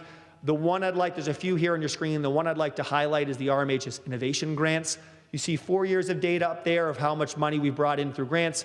If you go back 5 years, it's over $1 million in grants for programming at the high school. So then that's money that we probably could not have built the programming that we did at the high school without that funding. And if we did, it would be competing for other dollars in our operating budget. So a huge thanks to the OT high school team for their work in bringing in, again, over $1 million over the last 5 years. So before we jump into FY27, there's one slide on FY26. This is another thank you. We are really excited that this is our first year of tuition-free full-day kindergarten. You look back on the trajectory of that, starting back, even beyond 2020. I know many of you in the room here paid the kindergarten tuition. We're sorry, we don't reimburse for that. Kidding aside, appreciate just the work of our school committee to help map out a way for us to be able to do this thoughtfully in a way that we could handle for the budget, and now move away from the small list of communities who still charge for tuition for kindergarten into now being one of the districts on the list we want to be, which is providing all of our students and families with access to high-quality, free kindergarten. So that was the excitement last year. There's nothing as exciting to hear in the FY27 budget, but we do feel it's important to break down just what's in the budget, just in case there's any questions or thoughts. And with that, I'll turn it over to our Director of Finance and Operations, Phil Littlehale, who will break down the budget by general fund budget by cost center. Mr. Littlehale. Thank you, Superintendent. What's that old trope? Never follow kids or animals on the stage. Apparently now we'll add to that, never follow really popular superintendents in their last meeting. And I'll take some offense to that. There's nothing exciting in the budget. Numbers are always exciting. But then again, as my daughters like to say, I don't have a life. So in any case, this is going to be rather short. As the superintendent said, it's a fairly straightforward budget on the school side. I termed it called the steady as we go budget. It is a level service budget, not level funded, but level service. And so this is our typical chart where we show the breakdown by cost centers. And again, I want to emphasize that this is from the general fund. And I say that because if you look at special education, it says that, the general funding is down by 3.3%. And that's because we are getting funding. We have an increase in our circuit breaker funding. We've moved some of our expenses out of the general fund onto a couple of grants. And so there's been some changes with that, and where we have some of our offsets, in other words, where we have income coming in from other sources, we tend to change that year over year as to where we're using those offsets. And so I'll do that as another example. If you look at, where was I looking at here? Sorry, school facilities. When we built the fiscal year 26 budget, we thought that we would have an offset to some of our expenses by being able to charge some of our custodians' expense to the food service program, but that has not worked out. Food service has gotten really hit hard this year in terms of inflation, especially on the food costs. So the size of the surplus that we thought we might get out of food service this year has not materialized. So we weren't able to do that. So that's why, school facilities looks a little wanky as well, because the amount of offset has changed year over year. But again, if you look at it overall, it is a 2.01% increase. Again, it's a level service budget. Technology's up a bit, just like on the other city department sides. We had a software expense increase when we did an upgrade to the student information system a couple of years ago. At that time, we paid for the upgrade as well as for 3 years maintenance on it. Well, that expired last year. We hadn't budgeted for it this year, so that's a $90,000 a year expense that now we have to put back into the budget, which explains most of the increase in terms of the technology side. One of the things that I like to do is make sure that we keep our hands around the number of positions that we have in the school department. As you can see, we have about 664 FTEs, but that's actually more positions than the 664 because, you know, FTEs could be a 0.5 or 1.0. And we want to make sure that we keep our hands around that so that we don't have what I like to call FTE creep. Not that that ever happens in this district, but it's been known to happen where suddenly a 0.8 position by the next budget year is turned into a 1.0. We've done a very good job managing that, making sure that we keep that where it needs to be. A couple of things that if you look at this overall, the FTE increase, the FTEs are up by 1, but actually we're down by 1. And the reason for that is at the very bottom line, you see that we have a special ed tuition. We have 2 students who have tuitioned in who also required a para, and so we had to hire paras for them as well. But again, that cost for those paras gets charged back to their home district. But in terms of just reconciling our headcount, we want to make sure that's in there. We had to do some changes in terms of where some of the positions are being funded from. We took 4 of our paraprofessionals out of the general fund budget and moved it down to our special ed grant budget for fiscal year 27. Going forward after 27, looking into 28, 29, it's uncertain as to what the entitlement grants from the federal government are going to look like. As of right now, for fiscal year 26, the government's fiscal year 26, our fiscal year 27, I looked at it just today. Special ed looks okay. Title I is going to go down. So, you know, we've got to see where it's going to end up in terms of our entitlement grants. Altogether, our entitlement grants are right now about 1.3 million, and they've been flat at that rate for about the last 4 years. I anticipate that there will be probably a small decrease in the next couple of years. This just shows you in terms of expenditures by the different cost centers. And I like to look at it, when I look at regular day and special education, just about 90% of our budget is being spent in those 2 cost centers. And those are obviously the cost centers that directly touch the students. And if we add to that the extracurriculars, it gets to about almost 92% of the school department's budget is spent in areas that directly touch the students. And that's where, you know, we want the money to be spent. Everything else, you know, we try really hard to keep our expenses down. Just like the other town departments, we have level funded our non-personnel lines, excluding out-of-district tuitions. They've been flat for about, I like to say, somewhat facetiously, for about the last 3 centuries, but we have not increased any of our lines for terms of supplies or anything for at least the last 5 years. And so that can only go on for so long until you hit the point where we're going to have to make some changes because we need to do some investment in our supplies, and especially in terms of curriculum. We have some curricula that we need to replace over the next couple of years, and I'm sure, as you all are aware, books are not cheap, even if they're electronic, in terms of replacing our curriculum. So that's something that we've got coming down in the next couple of years. And then for the capital plan, there's not too much going on in terms of the capital plan. It was already touched on in terms of district-wide technology projects at $260,000 a year. The vehicle barriers for the schools, that's been out there for the 2 years that I've been here. That's really just trying to put rock walls or something in front of the schools to prevent cars from being able to accidentally go through the front doors. We will need to get a new courier vehicle for our internal drives around in terms of the mail and things like that in another couple of years. I did want to point out, I'm not sure if the superintendent mentioned it, but the van that we got also has a wheelchair lift in it, which is something that we didn't have before. So that makes it going to be really good to be able to get more students to be able to get out and get around. And so I know special ed is very excited about that. But as excited as this is about as excited as I get. And then, you know, a couple things, doors and windows and carpets and things like that. One thing I did want to point out, you'll see on here, there's nothing here for food services. Over the last 2 years, we have spent about $400,000 for capital expenses for food service. We bought a new van, that was $93,000. We bought new ovens, and as I mentioned it, I think at the finance subcommittee, we bought new ovens for a couple of the schools, and they do something I never thought they could do. They both cook and clean themselves. And I don't mean self-cleaning, they wash themselves.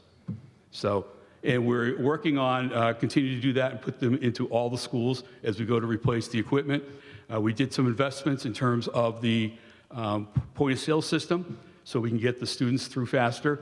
One of the things that we were struggling with was, if the lunch is only 20 minutes, it's very difficult to get kids through fast enough so they have time to eat. So we changed one thing where the students no longer have to put in their PIN number to get recorded as getting a lunch. They now, if they have their ID, we just scan their ID. You might not think that saves a whole lot of time, but it does. It ends up in 5 minutes or so. We can get the kids through faster. So now more students are willing to get in line and eat lunch, which is great for us in terms of that program. And I will put out that our food service program is the best food service program that I've seen in the 4 districts that I have worked in. The product that they put out is outstanding, and we're also been expanding it. Katie, who's our food service director, started last year in terms of expanding some of our summer programs, and we're doing even a bigger expansion this summer. So we have some open sites, which are federally funded lunch programs, but we're also going to be providing lunch to the Y, both here in Reading and in Woburn. And so that's as I like to say, to try to make money program. And they've also started catering as well. So this year, I know they've been providing lunches at the senior center a couple of times a week. They catered, the fire department had a meeting a couple months ago, and they catered that. And I know they've also been catering some of the meetings at Town Hall. So just another way in terms of trying to find revenue that we can bring back into the district. And so here's the other funding sources when we look at, we've got the money that comes from the general fund, but that's not the whole budget. We have other funding sources, both whether it's fees or fee for services, as well as our grant money. So this looks at the ones that we charge our fees for. The one I do want to point out is, the full-day kindergarten tuition. We still have about $128,000 left that we can use for next year as an offset. But after that, the full-day kindergarten fund will be empty.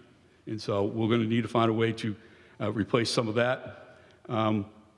You also can see third line from the bottom, the special ed tuition line, which wasn't there for 26, is now there for 27. Use of school properties with the, and I'll touch gently on this one, with the upgrades to the field house. We think that we will have an opportunity to do some more rentals for that. School choice, as the superintendent pointed out, you can see that we're using almost $1 million for our school choice. That was the last thing that we ended up doing in order to get the budget to where we could make it to 2% and keep it at a level service. And again, you see the school lunch program. Again, we thought we'd have about $270,000 that we could charge off to it, which unfortunately did not materialize. Inflation tends to be one of those hard things to guess and manage. And on the other side, it just shows you of the $2.6 million that we're planning for offsets, which programs are being used. And we tend to fluctuate which programs we use the offsets on. So we've used a little more for 27 in terms of offsetting some of the special ed costs, which is why you had that odd reduction number that I showed you earlier. And here's, our special revenue funds. I'm not going to go through them, but all in all, these are other sources of revenue. We try really hard to end each fiscal year with money in the bank, so to speak, to help us go into the next year. So if something unusual happens, we've got funds to take care of it. It's part of our job in the finance department of being the good stewards of the money that we have, and also to make sure the superintendent doesn't spend too much money. I'm sorry, that never happens either. We've done, before I got here, it was being done very well. So I can't take any credit for how well it's been managed, but we're continuing to do that in order to make sure that we're positioned to be able to try to handle what may be coming down the road. We've got through 27, 28 will be a challenge if things stay the way they are right now. And then in terms of the federal and state grants, as the superintendent said, the staff has done a great job of finding grants here, there, and everywhere. So we've got the Pathways grants and some other grants that they've been able to get. I think we have the grants for the, not genocide, but I forget what it is, but there's a couple of new ones coming out there. My biggest concern when we look at grants are the entitlement grants, which are Title I, Title II, Title III, and Title IV. In fact, we're probably going to lose our Title III grant because that is for ELL, and we're going to fall below the threshold for that in terms of being eligible for that grant. And again, don't know what Washington's going to do with the grants. And I think that is it. Thank you.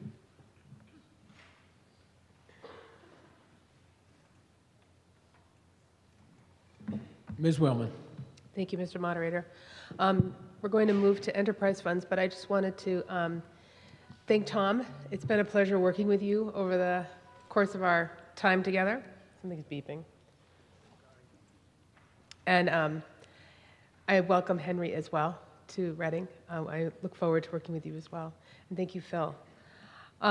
Okay, so moving to enterprise funds. The water rates will be set at an upcoming select board meeting this spring, later this spring, likely in June. As a reminder, we do tiered billing for both water and sewer. And last year, the select board voted for a 0% increase in water rates and a 1% reduction in sewer rates to provide some relief to our ratepayers. Next slide. In the Water Enterprise Fund, we are planning a net reduction of 0.4%. In the capital plan, we are allotting $150,000 in the Water Capital Master Plan, $100,000 for water main lining, and $350,000 for a water department dump truck. Next slide. For sewer capital, we are planning $110,000 for a new sewer pickup truck, $90,000 for a tow-behind generator, and $100,000 for sewer main projects. Sewer main problems are not anything anybody wants a part of. Overall, we are planning a 19.4% reduction in the sewer enterprise fund. The stormwater enterprise fund, we are planning a $200,000 capital investment in drainage improvements. As previously mentioned, stormwater wages were moved from the general fund to the enterprise fund, and so we'll see that show up here. We anticipate this water enterprise fund will increase 0.2%. And something I wanted to point out, Ms. Angstrom and I were speaking, that for the last 19 years, the general fund has been subsidizing the stormwater fund by paying the original positions out of the general fund budget. By moving the $180,000 in salaries from the general fund to the stormwater fund, we make the stormwater fund fully self-sustaining like all other enterprise funds. To cover additional expenses, Ms. Angstrom used the stormwater surplus, but fees will need to increase by $20 next year. Currently, residents pay $60 per year, and so it would need to increase to $80 per year to cover expenses, so we don't need to cover them with the surplus annually. Next slide, please. So under the PEG Access Fund, that's Public Education and Government Access Fund, which takes in payments from Comcast and Verizon, and which the town then pays out to RCTV, we are projecting a reduction, as Ms. Engstrom said previously, of 2.5%.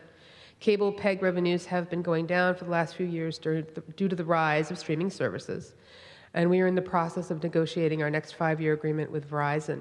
In that agreement, we will negotiate some capital support for RCTV to be able to procure new equipment for their broadcasts. We always appreciate the work of our friends at RCTV. And last but not least, the Landfill Enterprise Fund, which is just a pass-through account, and it's planned for next year at about $37,000. And that is the end of our budget presentation this evening. Thank you, Mr. Moderator. Thank you. FinCom, Ms. Sisson.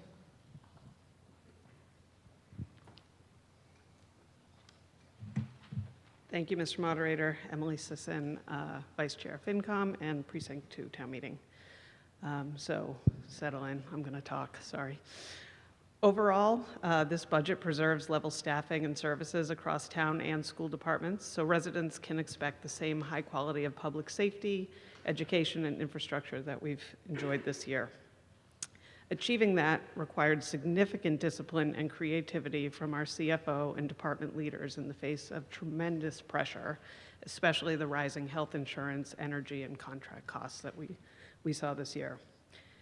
Examples of the savings that they highlighted in tonight's presentations include funding some public works positions through the Stormwater Enterprise Fund, reducing included debt and capital from 5% to 4.75%, using school choice funds, replacing one police cruiser instead of two, and the successful negotiation of lower insurance premiums. These steps reduce the projected use of free cash from about $6.75 million to $6.45 million, which is still quite a bit of money. But most of those reductions are all one-time measures and won't solve structural budget gaps that we're beginning to see. Because costs routinely rise faster than the 2.5% allowed by Prop 2.5, towns must eventually choose between permitting new growth, cutting services, and raising taxes. And the Select Board and Finance Committee are monitoring this reality, and town meeting members, I think you're all aware of it by now after all this talk. So at our March 11th meeting, we voted 6-0 to recommend the town manager's FY27 budget as presented to town meeting, with the exception of the school department line item. More on that in a moment. Additionally, we revisited the debt service, which is line D99 in your scorecard, on our April 15th meeting to review some updated numbers that were provided by Ms. Angstrom.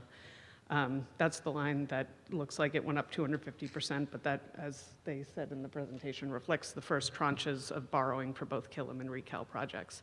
That vote to recommend that debt service line was also 6-0 at that April 15th meeting. So, at our March 11th meeting, we discussed all the articles before tackling the budget article itself. After having discussed and subsequently voting not to recommend Article 14 to town meeting, an amendment was proposed to the town manager's budget to include an additional $25,000 directly to the school department budget. So if you're looking at your spending scorecard, you might have missed it. It's a very small adjustment on U99. It's only a difference of two numbers, so you may not have noticed it. Our intent there was to stably and appropriately fund unified sports, and the rationale for the amount was Dr. Milichewski indicated that $25,000 would meaningfully expand the program. We voted unanimously 6-0 to recommend that adjustment to fund this important program.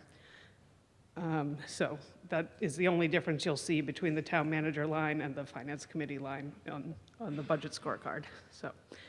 Many thanks to my fellow committee members and to the town and school staff, especially CFO Sharon Angstrom, Town Manager Jane Wellman, Superintendent Tom Milichewski, and Finance Guru, I forget your actual title, Phil Littlehale, for all your work in getting us here and giving us a level service budget. In sum, the Finance Committee recommends this FY27 budget for town meetings consideration. Thanks. All right, are we ready to begin discussions? All right, first on the agenda is the benefits, line item B99. This is your chance if you want to discuss or debate that or potentially make any amendments. So section B99 is on the floor. Yes, Mr. Sasso. Thank you, Mr. Moderator. John Sasso, Precinct 2. Mr. Moderator, would you allow me just to go back to the free cash aspect in general from a budget perspective? I know we've got the details, and each one of these is a piece of where you're going to take certain things, but I want to spend a minute to go back. That's probably a good time to do it, yes. Okay, great. Thank you. Sharon, yeah, could we go back to the slide? I think it's the one before this one. Thank you. Yep. So what you're showing here is the projection post or end of FY26, is that correct? Is that without regeneration, so it would be where we are before we end the year, and then regeneration would get added in if there's any regeneration of free cash. I was just going to ask, so this does not include regeneration? It does not. It's just showing you what's come out of free cash since it was certified. Okay. And so I just want to point out to town meeting members, because in your budget for FY27, you are projecting, if you look at that line item, if you would just for the moment put your FY27 hat on for a minute, that April 26th town meeting FY27 budget, or I guess for so that's FY27. So the 6.475 is for FY27. Okay. So what you're showing, the 8.7 is projected end of FY27? Yes, before regeneration, yes. Okay. And that does not include, obviously, any, so next year we'll have a November 26 and an April 27 town meeting, at which point, if history serves us well, we'll also be digging into free cash for other things potentially.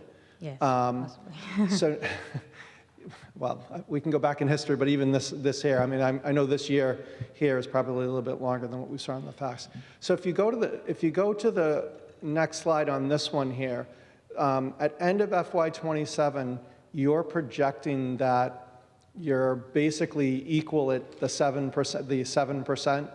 Yeah, just about equal with what that 7% is, maybe And a little bit different. that's just one of a few different criteria that the town looks at in terms of their bond rating and things of that. That's correct, right? So, do you have a projection yet for FY28 in terms of what the budget difference would be based on current projections for revenue?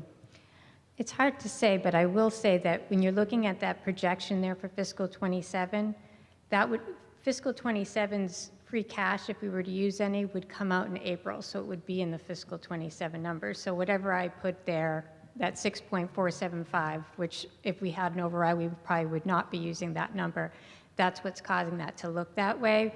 But if we do an override for fiscal 28, it would be different than what you're seeing there. No, I completely understand that. I was just trying to say in terms of the kind of the gap, because the free cash has basically been used as our gap. Yeah, it's been filling the structural deficit Right. in the time that. So maybe the way, inflation's I'm sorry, so thank you for that term. So the way to ask the question is, do you have a perspective of what the structural deficit in FY28 may be, given the current projection? Yes, so we are looking at $9 million for $9 fiscal million. 28. Okay. All right, great. Thank you for that. I really appreciate it. I know maybe a number of other folks had the same sort of question, so I appreciate that. I just had one other, actually, I'm sorry. The other question I asked is in a later one. All right, thank you very much. Okay, we will begin again with line item B99, benefits. Is there any discussion? None? Okay, we'll move on to section C99, capital. Yes, Mr. Doxer.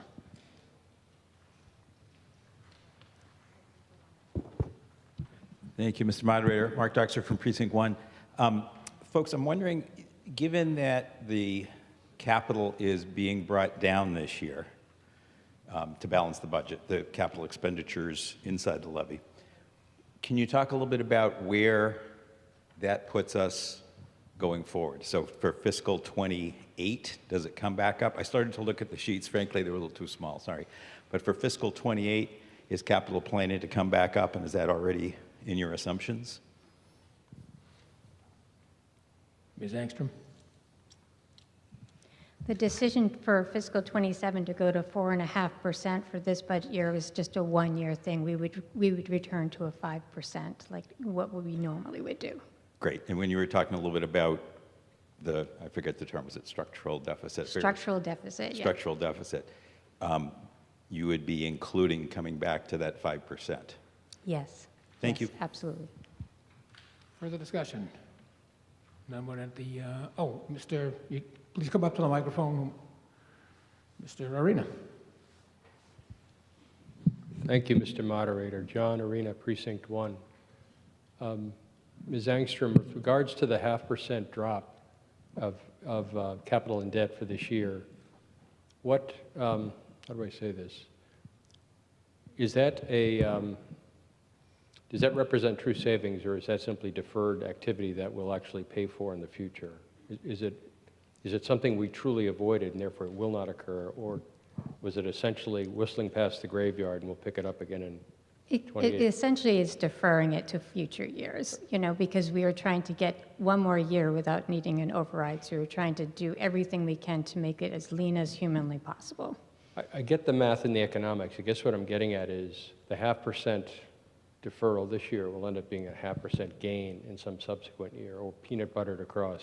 It'll be spread out across years, yeah. It would be, so we look at all our assets and determine what the higher priority items are, and then we kind of move out the ones that can be moved that have some more flexibility to them. Like when we were talking about facilities having that 65,000 on Monday, when we did the capital article, they had 65,000 planned for a Bobcat skid, and they didn't need it for 2 years. They highlighted, I think we could do without that for 2 years, and that got moved out. That was part of that savings, that 65,000. So we highlighted items that we could do without for a couple of years. And for folks in the room, there was a point in this town's history far, far in the past where we weren't so disciplined around getting ahead of maintenance and replacements, instead waiting until something really broke, and it was dire. And it's a false economy because you're going to end up having to do it anyway. So cutting back on capital and debt comes with kind of an IOU that you're going to have to pay that bill eventually anyway. That's my question is. Yeah, it definitely is like that. We are kind of deferring, like you said. Right. It doesn't make those things go away. But we are still very disciplined, as 5% of our budget is still being used towards debt and capital, even in these lean years. We've been doing that. So we're taking a one year where we bring it down a little bit, but we're not completely, throwing that out the window, One of your earlier slides, it was probably a good 20 minutes ago, was showing each of the debt items that were inside the levy. And what I would have hoped is the retirement dates were there as well, so we could actually see when those debt items would roll off. Yes, exactly. So for that 3.06 million within the levy, when do those... When do they fall off? When do they fall off, and therefore that becomes, essentially additional potential headroom we could back into? So one thing that's always commented on by our auditors is how quickly we pay off debt. And so a lot of that debt that you see there, that's $3 million, will be paid off within the next couple of years. So it's really a small number that's going to be... Agree entirely, but having the month or the quarter in which it's... Oh, I could add it to the that would be slide next helpful. time, absolutely. All right, thank you. Jeffrey Coram, Precinct 7. To the previous speaker's point, where we're reducing the capital usage, I believe, and correct, please give me the actual numbers, that we increased the amount we spent on capital to 5.5% for a few years earlier on. So we kind of maybe prepaid those, and so in some sense we could think of not deferring this, but hey, we already paid them, and that's why we're able to take a piece out. Absolutely. During the years of the pandemic, we did go to 5.5 for at least 3 or 4 years. And so we were doing more capital than we normally do. Mr. Cool? Stephen Gould, Precinct 6. I saw a line item on the previous slide for the high school. Yes, thank you. RMHS Turf 2 and Turf 1, $500,000. I'd just like to know if that is artificial turf or if that is a grass surface. Is it artificial? It's artificial turf. Is that replacing an existing surface? Those are projects that we actually have debt outstanding, have already been done, and they were artificial turf. Thank you. Ms. Herrick? Thank you. Karen Herrick, Precinct 8. Thank you, Ms. Sandstrom, for the graphics at the beginning. That is like such a great improvement. We didn't always have them, and I appreciate the work. It really does help. And then, so interesting looking at the capital within the school department. I just want to remind everyone that we are now a green community, and anything that saves us energy, which saves money in the town and schools budget, and some of it will be capital, like doors and windows. So I just want to remind everyone, we got to come up with a plan to partner between town and schools. We have lots of municipal buildings, lots of old windows, lots of leaky doors, places for insulation, and any of those holes that we can plug, our energy costs go down. We take $40,000, for example, out of this particular capital plan, and I see it being as a way to support our capital plan going forward. Thank you. Absolutely. Further? Yes. Steve Herrick, Precinct 8. This is from the Department of Nitpicking, but I have a question. If we can go back to the previous slide that had the summary of the total on within levy on this slide is $3,061,800. 99, and that's off by $10,001 from the amount that's on page 46 in our book. Do we know which one of those numbers is correct, just for the It's record? the higher one. The book was off by $10,000. The book is That was the wrong. adjustment that I had FinCom do on April 15th, was that very mistake Okay, that you found. so you're on. Perfect. Thank you. Mr. Sasso? Thank you, Mr. Moderator. John Sasso, Precinct 2. So I had a quick question. I know in the past, every once in a while, we would run into an article at town meeting where you ask us to rescind debt. Is there any hidden items in here where you think that that money basically comes back in? So do we have anything like that hidden out there that, based on the current projection that you're expecting? Because I know there were a few projects where we had Parker roof money that we moved over, and so are there any things like that in the budget? I moved everything that we had into Killam the last town meeting. We cleared all of those projects that were complete, that had balances remaining that we had borrowed for. So there's two things that we do. Sometimes we rescind debt authorizations, which means we didn't borrow the money, and we're just rescinding the authorization. And then there's times where we borrow the money and then we don't use all the money, and then we have to come back to this body and ask to take that funding towards another project. And that's what we did, I think it was in April. We moved money from several different projects, including the library had a remaining small balance there, towards the Killam project. So I don't know of anything that I can think of off the top of my head that's finished that has a balance at this point. Okay, no, great, thank you. Further discussion? We will move on to section D99, debt. Any discussion? Not appearing. The next section is line item E99, vocational education. No? Next section is line item F99, FinCom Reserve Fund. Mr. Arena. Thank you, Mr. Moderator. Ms. Angstrom, can you comment on the behavior of expenditures from FinCom Reserve over the last few years? Or how well behaved have those expenditures been? Is 200K conservative? Is it in excess? Is it well behaved? In terms of how often we use it? The actual amounts of consumption, yes. I mean, we only use the FinCom reserves for the unanticipated, so it varies depending on what has come up. Sometimes we'll need it for overtime. I remember after April town meeting a few years back, we had a fire that caused us a lot of overtime and fire, and we had to go and, ask FinCom for that. So if April town meeting has already passed and something is to come up, something like that, that would be an unknown to us at the time, that's the kind of thing we use it for. So it varies. I mean, I think we've used it for elections. We've had some requests for election equipment. It varies. I mean, but I do think that the number is sufficient. The 200,000 seems to be a good number to have for the unexpected. Thank you. Further discussion? All right, we will move on to section line item G91, administrative services and expenses. Not appearing.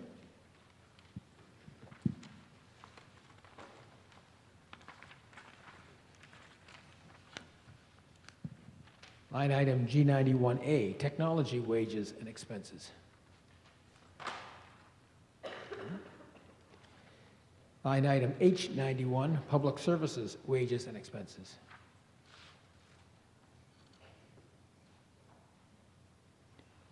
Line item I9. On the last one? Yeah, we're Okay. doing expenses and you did them together, wages and expenses together. I have a question on the expenses. Okay. Thank you, Angela Binda, Precinct 5. Thank you to the town staff and volunteers for all the hard work you do for our putting together our budget. I have a few questions. The first comes from page 70, and it's under the conservation. There was a decrease in the budget from 2,500 to 2,000. So it's a $500 decrease, but it says there's no change. But why was there a decrease in the conservation budget? Ms. Angstrom. So the FinCom guidance for building this budget was 3%, and the town agreed to do 2.75 and give the additional 0.25% to the school side to try and make it a more manageable budget. But when we started to build that budget, when we got the first level of budgets in from the department heads, we were over by like $300,000. So I had to go through every department and cut things, and that's just the result in conservation is a small cut to that line. We had to look at what actuals were in prior years and try and see where we had any wiggle room, and that's how we did it. It's kind of looking at actuals and what the budget was and if there was any room to cut. Okay. Conservation Commission went to the town asking for, well, in the money that had been appropriated. And it seems like conservation has been cut several times. And I know that there was a question about taking a little money out of recreation and passing it to conservation, in the idea of that there was passive recreation, that not all recreation is sports, but it was passive recreation and it was for field work. Did that ever happen? Did that transfer of money? It didn't. I don't think so. Yeah, so That doesn't sound familiar to me.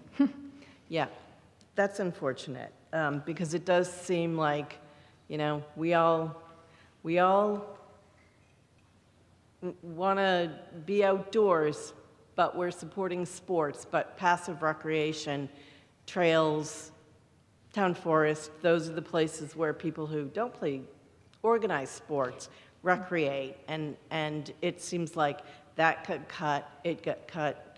When they went before the select board, there was an ask of the recreation committee to just give them a few $1,000s, and I'm disappointed. I don't know for sure that it didn't happen, Yeah. but it's not something I'm familiar with. Yeah, I saw the recreation committee meeting, and they weren't happy about being asked for that, so that was unfortunate. My next question is on page 74.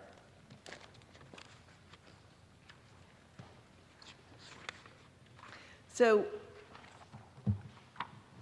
yeah, again, conservation is open space and recreation plan. So they are in charge of that. And on page 76, I have some questions about the Elder and Human Services. There was a revolving fund that was just established last year, and $15,000 went into it. And I know that there has been a fee for programs before, and that ARPA money, you know, there were free programs because of ARPA. Lots of areas in town kind of got used to free money, and now we have to go back to charging for things. But, and I know that Elder Services, did any money ever just go to programming? Like just flat out, like, here's $10,000, we know that you'll need some money.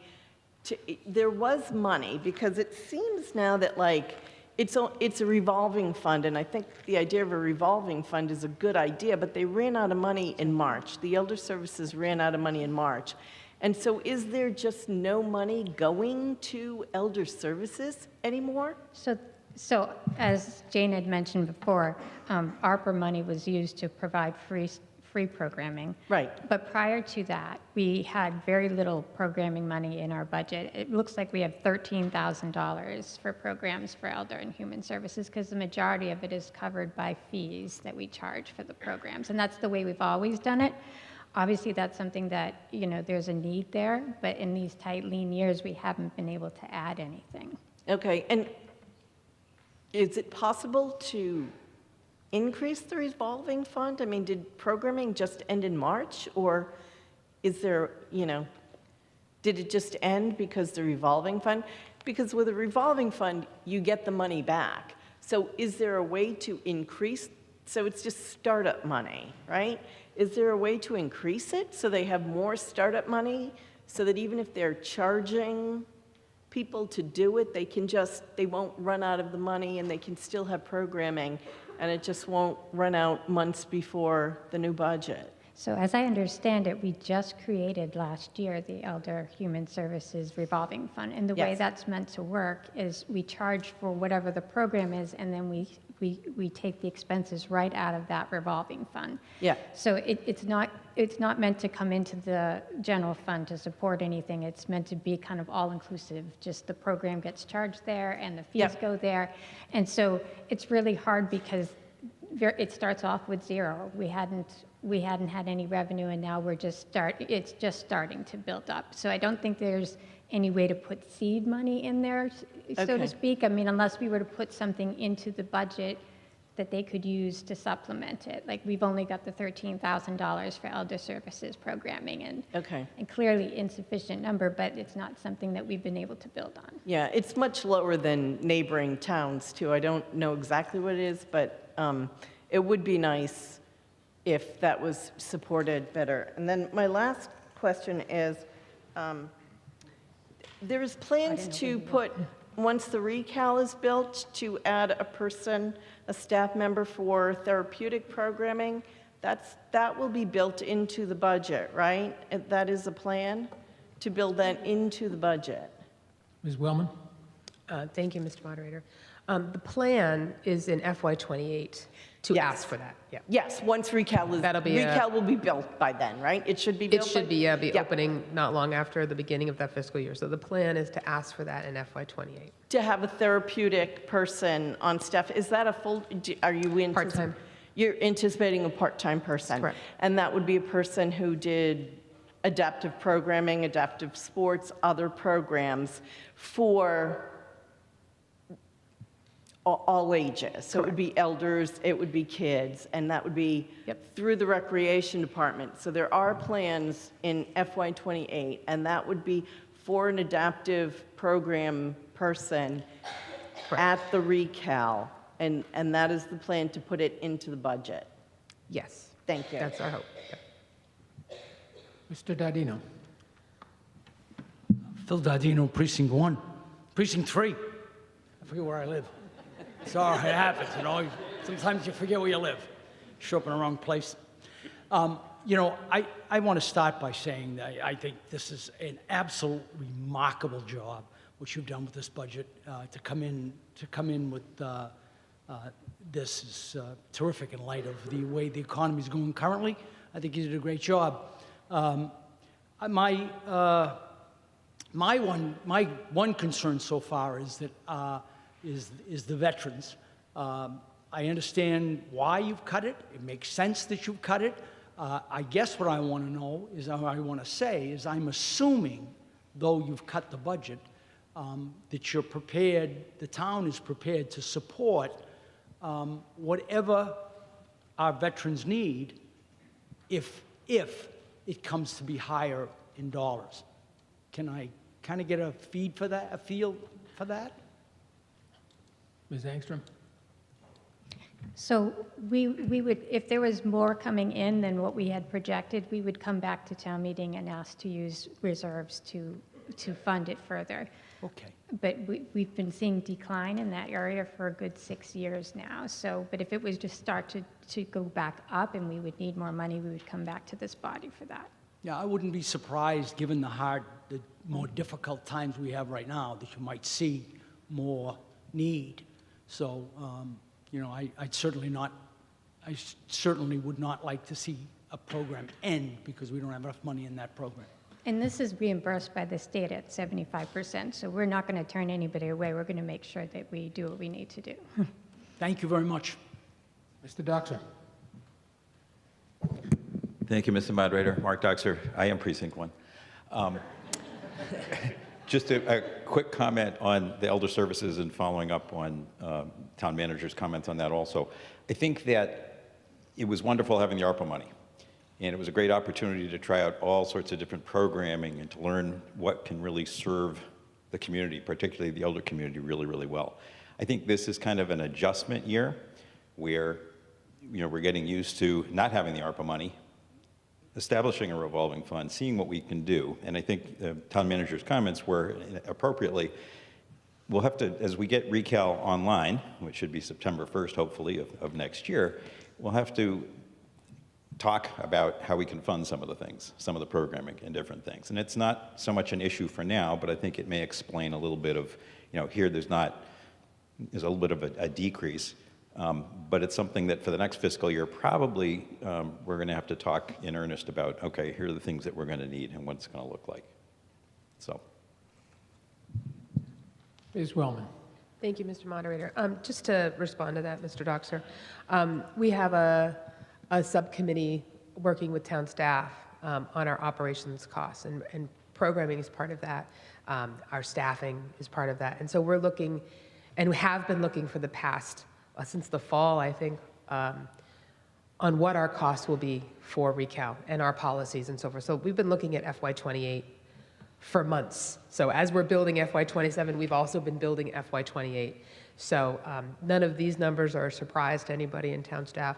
We certainly hear you, and we are grateful for the public feedback on where budgets are and where they're funded. And I've asked our department heads to start looking at their level 1 requests for FY28, and we'll continue to have those conversations as we go. Thank you. Further discussion on this section? None appearing. We will move on to line item I-91, finance, wages, and expenses. Oh, okay. None appearing.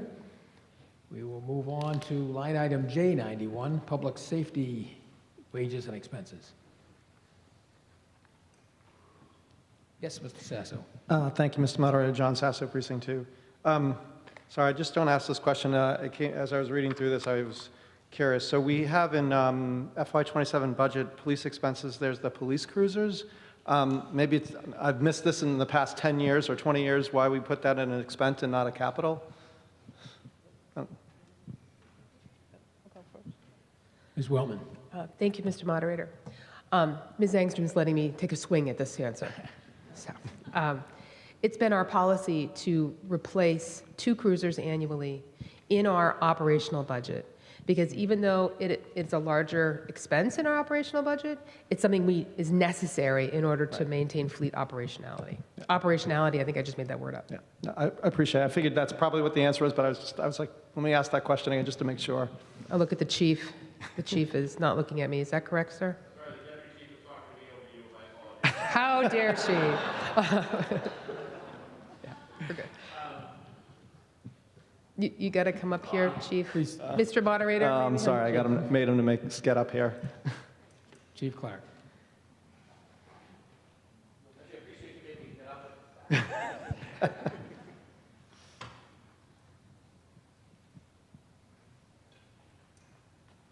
So yes, yeah, I did get a haircut, thank you. Years ago, we drive our cruisers 24/7, so we hot swap them. So day shift takes it out, evening shift takes the same cruiser out, midnight tape takes the same cruiser out. With that, they average, when they're being phased out of the patrol fleet and into what's called the spare car, they have about an average of 150, 200,000 driving miles on them, and then an extra 200,000 idle mileage on them, sitting at car crashes, emergency scenes. And with that, we need to replace them regularly to keep the fleet safe, so when you call 911, we actually have something to drive to help you. So instead of a capital every year coming and asking for capital for it, it's always been in the plan to replace 2 every year, and then we rotate them through when we have spare cars. They're spare because if a car gets a recall, goes down for service, we can still keep the same amount of cars in the street, or if there's a big emergency situation and the entire shift is tied up at a call and we're backfilling for a large emergency, the people backfilling need to have cruisers to drive to still service the town. So with that, even the older cars are still being used, just not as regularly, so it was fiscally more responsible to have it done every 2 years, every year replace 2 cruisers instead of doing a capital item. No, I appreciate that, and under those circumstances, I would agree. It's more of an operational expense than a capital because you are literally burning through them that quickly. All right, great. Thank you very much. I appreciate it. Thank you. Further discussion? Nope. Okay, next up is line item K91, Public Works. Any discussion? Ms. O'Neill. Thank you. Mary Ellen O'Neill, Precinct 6. Yet again, I would like to speak about trees.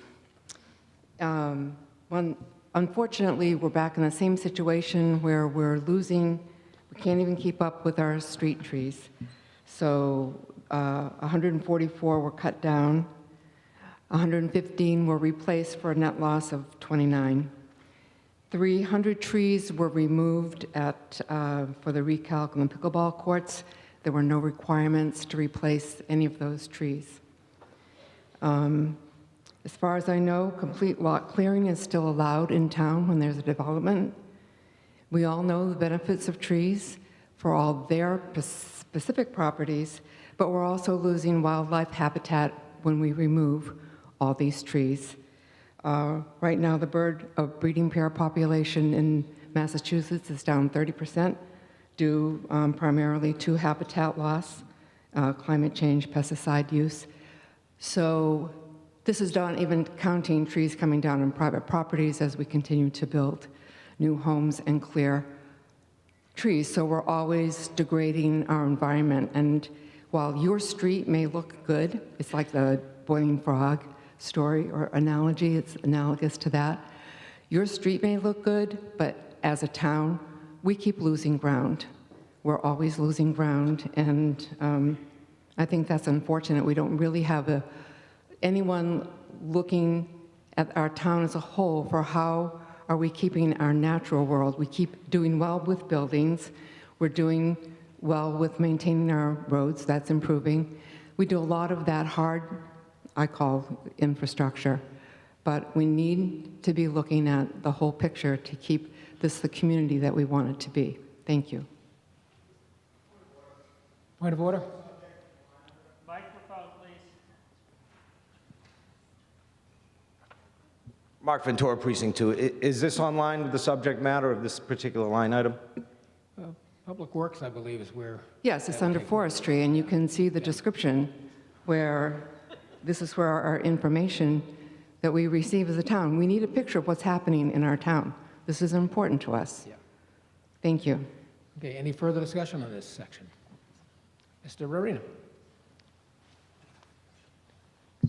Thank you, Mr. Moderator. It may have been covered, and if so, I missed it, but regards the street inventory, the figure of merit as it goes to the integrity and the drivability, that goes directly to the Public Works expense line. I was curious if you had any prepared materials in terms of where we were in terms of the street inventory. I think, are you looking for the PCI? I believe so, The yeah. pavement, I'm reaching, condition index, thank you. Joe whispered it. Because that goes to the expense line for this budget line item. I'm getting a lot of tutoring. I believe, I can defer to our town engineer, but I think we're at 90%. No, I beg your pardon. I would be surprised if you were even in the 80s. Mr. Moderator, may the town engineer? Yes, thank you. Thank you, Mr. Moderator. Ryan Percival, Town Engineer. We are not in the 90s. I wish we were. But with all the money that has been coming into the pavement management program, I'm glad to say we're up to about 80 to 82 on the PCI. So we have made a jump into the 80s, which is very good. It's really good. And by the way, the 1970s weren't bad either. So. Mr. Herrick. Thank you, Mr. Moderator. Steve Herrick, Precinct 8. I have a question about the rubbish and recycling. It was touched on earlier when we were doing the overview flyby. That is by far the single biggest hitter in this budget, the increase of $868,000. And I understand that that is related to the new rubbish contract. So I just want to make sure I understand. So the rubbish contract that we've signed up for, is that a fixed amount, or is that an amount that fluctuates based on usage? Is there like a weight component for the stuff they haul away, or is it strictly a matter of they hit this many houses over this many weeks and that's the bill? I'm just curious. Ms. Wellman. Thank you, Mr. Moderator. I wish it were the latter. It is not. So we have a disposal contract and we have a hauling contract. We have two pieces. Okay. The big piece is the hauling contract.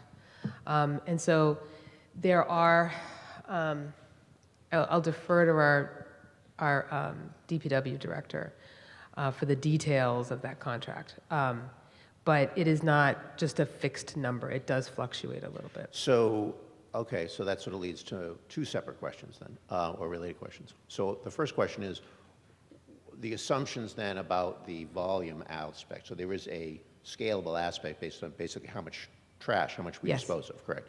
So what kind of assumptions were built in this? Was this based on some kind of historical average? We have data on that was allowed us Yes. to sort of predict what we do going forward. And this doesn't really impact this budget. We don't with the trash piling up, so there's not much we can do. But if we looked at incentives to get people to reduce the amount of volume that's going out, I mean, there are a number of strategies one could take to try to incentivize people to reduce that, to get that number back down. We agree. We have worked to reduce tonnage through black earth composting. Which we do. I'm sorry? We do that. Yeah.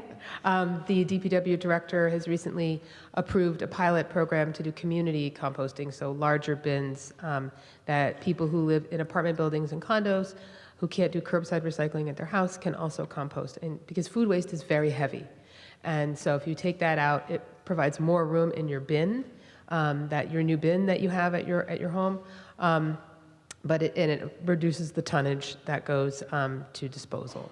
Right. So I believe with the contract for hauling, it was built in the number of residences that are picking up at, was a part of that function as well. The disposal is based on weight. Right. And I assume that at current, there's really no technology that's readily available for kind of a pay-what-you-weigh program where, you basically, if I have put an empty bin out there with 2 pounds of trash in it, I pay less than, you pay less than somebody who's throwing away 100 pounds of trash every week. I mean, I love where you're going with it. There is technology in rubbish trucks from some haulers that they can have a camera that literally looks at what people put in each bin that goes into the back of their truck. That's creepy. Yeah. But when there's things that don't belong in the trash, they can see which house is driving that off. I don't know that our contractor has that ability. No. Okay. That was a different vendor. All right, but the takeaway here is that this number will fluctuate. This is an It will estimate. fluctuate, but we believe it will fluctuate within the budget that we've allotted. Sounds good. Thank you. Thank you. Further discussion on this section? Yes, Mr. Berman. Thank you, Mr. Moderator. Barry Berman, Precinct 6. When I saw the 39% increase in rubbish collection contract, it was a big gulp, but folks should realize that prior to this contract, we really had a town-friendly contract where now the chickens are coming home to roost, so to speak. We actually probably paid less than other towns did or less than what we could have paid because of the really great negotiating skills of the town, to have a really great, and I think it was maybe a 6 or even 8-year contract, I can't remember, but it was 10, that's right, 10. But now we're kind of having to pay it back. So as part of that, when you were negotiating the new contract, did you look at things that could have been changed a little bit differently? For example, there are some towns that might do recycling every 2 weeks rather than every 1 week.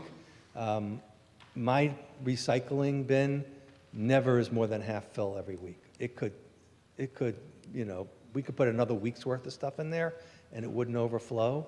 If we had done something like that, would that have significantly saved any on that contract?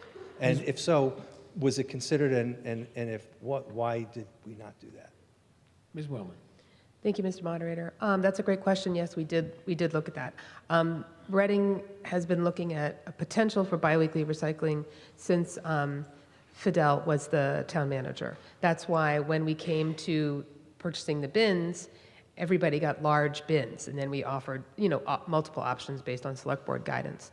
So the larger bins, I think they're the 96-gallon bins, are designed to hold 2 weeks of recycling so that we could go to biweekly recycling if we need to. During our conversations and our work to pursue this contract, the select board chose to maintain weekly recycling to offer that service level that the residents are accustomed to based on community feedback.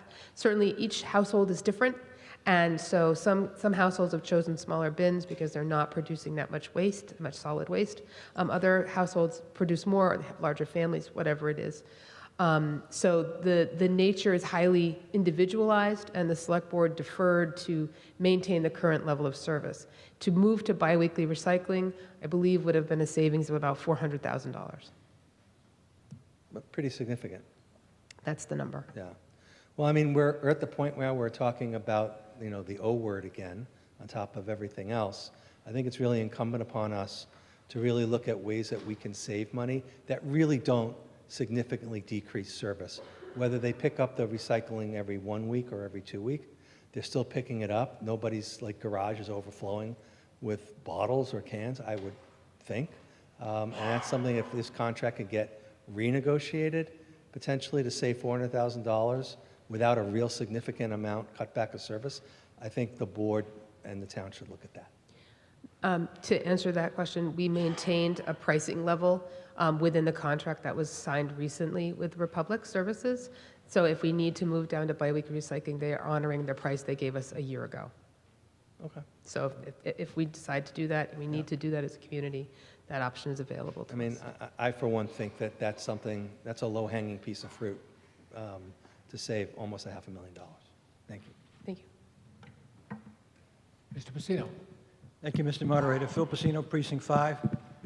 I am the lead trustee of a condo association. We have 40 units at 5 Washington Street. Going every 2 weeks will be an absolute disaster for multifamily housing.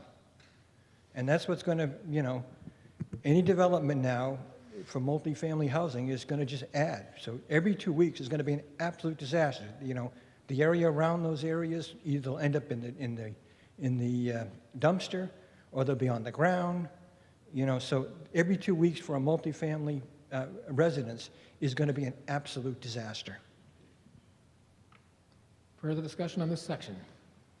All right, we'll move ahead to line item K93, snow and ice expenses and street lighting. And I guess we jumped the gun on rubbish collection. Is there any discussion on this? Nope. All right, we will move on to line item L91, library wages and expenses. None appearing. Next is M91, core facilities. None appearing. Next is M92, town buildings.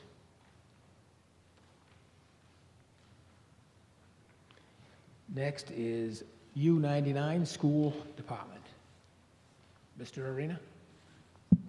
Thank you, Mr. Moderator.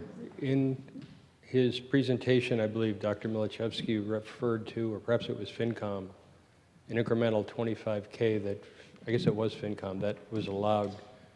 Could someone remind us again the rationale behind, not just the value, but the rationale behind the value, how it was arrived at, and what its intended use was?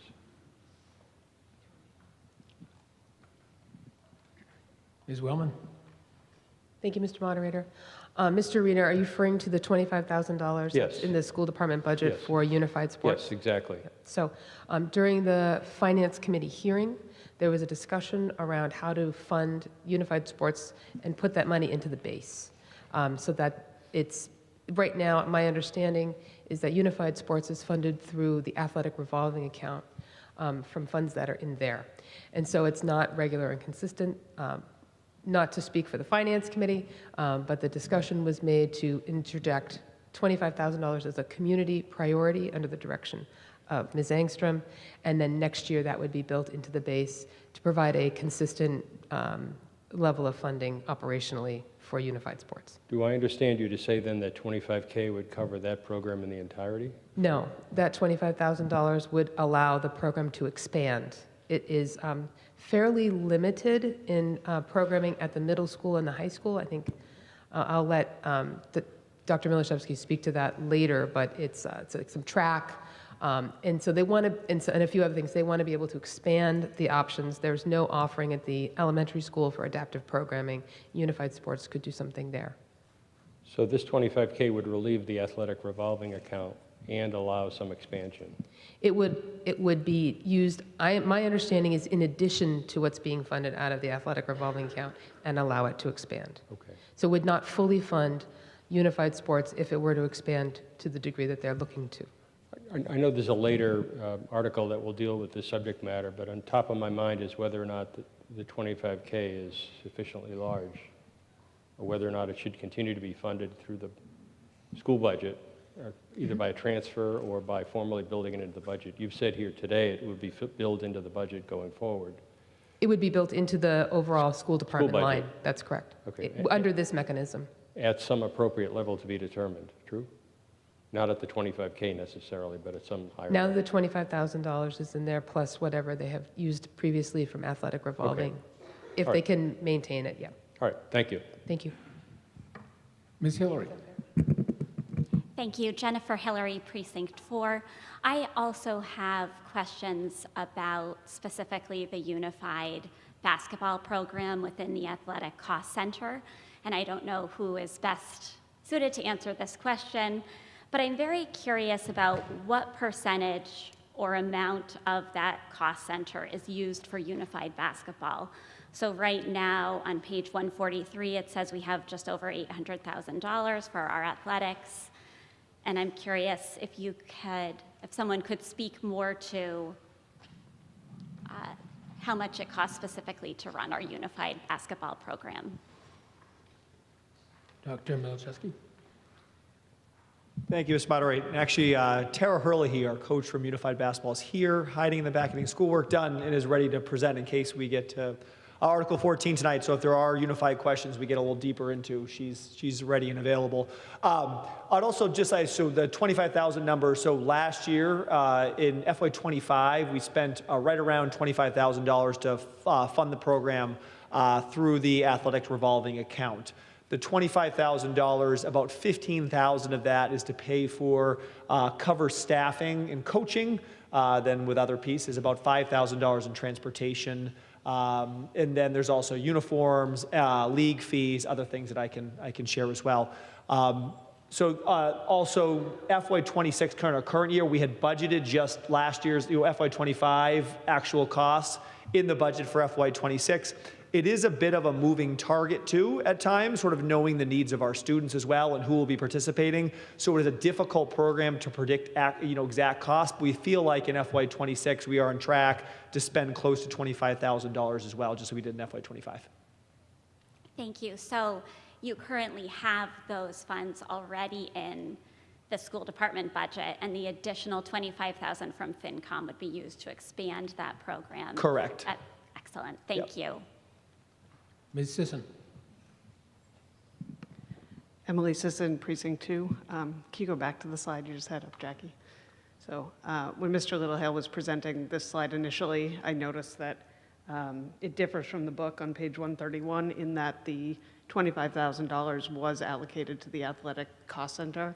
I just wanted, for those who are new to town meeting, we kind of here vote on the school department altogether, and it was our intent that that $25,000 went toward the athletic for this program, and I see that you already updated it, so I wanted confirmation, and we have it, so thank you. Ms. Binder. Thank you, Angela Binda, Precinct 5. Dr. Milczewski, thank you for your service to the town.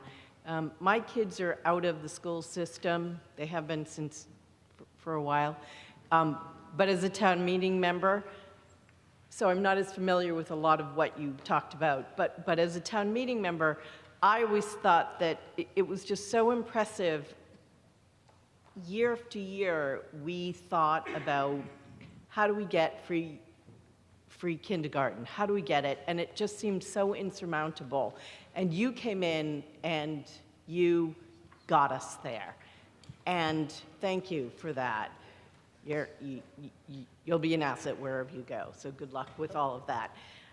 Can I share one comment on that too? Just there's the school committee, honestly, were the ones who helped design the path to get their multi-year plan. So thank you, Tom school Wise committee, is here. too. Tom Wise was the mastermind and Sean Brandt behind and coming up with a plan to get us there. So Yes, thank you, school committee, too, for doing that. thank you. Yes.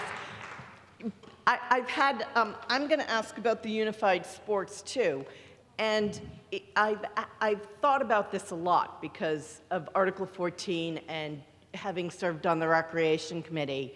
And I've spoken also with Ms. Angstrom about it, about how can unified sports be protected from budget cuts and things like that. And one of the things that she said was through making it a community priority, and I don't know if everybody knows what a community priority is. And I think that it was full-day kindergarten that was made a community priority. And it would be helpful, to know, because that $25,000 wasn't just given to the school committee, it was given as a community priority. So I think that not everybody might know how that $25,000 can grow and it can increase over the years, and how that money would be protected from budget cuts. Am I right about that? Can Ms. Engstrom speak to that? So the $25,000 was added to their budget for fiscal '27 and will become part of the baseline for fiscal '28. But where the school department is bottom line, if they had budget struggles, they could still cut the program, but they advocated for it, so I can't see that happening. If they could avoid cutting it, I'm pretty sure they would not. Okay, and did you also say that there's room for expansion, that baseline could be increased in years if the program did expand? And that, FinCom could do it, it could be part of the budget, so. Yeah, if it's part of the budget and we have an operating budget going up, say 3%, that number could grow by 3% if the school department or the school committee decided that that's the way they wanted to go, or they could leave it at 25,000 if they didn't need it. So it could expand, or we could add more community priority money to expand it further. So it definitely is something that could be done in stages where we could continue to build off of what we put in. And as there is such, overwhelming support for the program, I would hope that the school department would not do that, would recognize that the town really wants this, and that would not be a place where they would cut. I have every faith that they would do everything they could to avoid cutting it. I do have faith that they would do that too, and I want to thank the FinCom for suggesting this, and I want to thank, for having the not cutting it from the base money and then adding it. So, thank you. Mr. Carnahan. Thank you, Mr. Moderator. Joe Carnahan, Precinct 7 and Finance Committee member. So somebody said this money was from FinCom, and I felt obliged to correct that. We did propose this change to the budget, but this money is from all of us. This is our tax dollars. I believe this is something that is important to the community, and I am excited about voting for it. Thank you.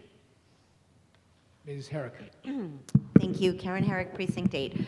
I just, glad we were able to take some decisive action on this, and so I'm starting to think, though, that we need some sort of a tracking system. Last year, this body also, was it last year? We also allocated some money on the floor of town meeting for something in the schools, and I don't even remember what it was, but I think it's important that there starts to be a list of things that the town meeting has said specifically. We can't tell you what to do with your budget, and you've given us commitment that when we make these allocations, you'll honor them, but you're going off to a new job. Things change, people change. So it would just be really nice to have a mechanism, and I could address this to the Finance Committee too.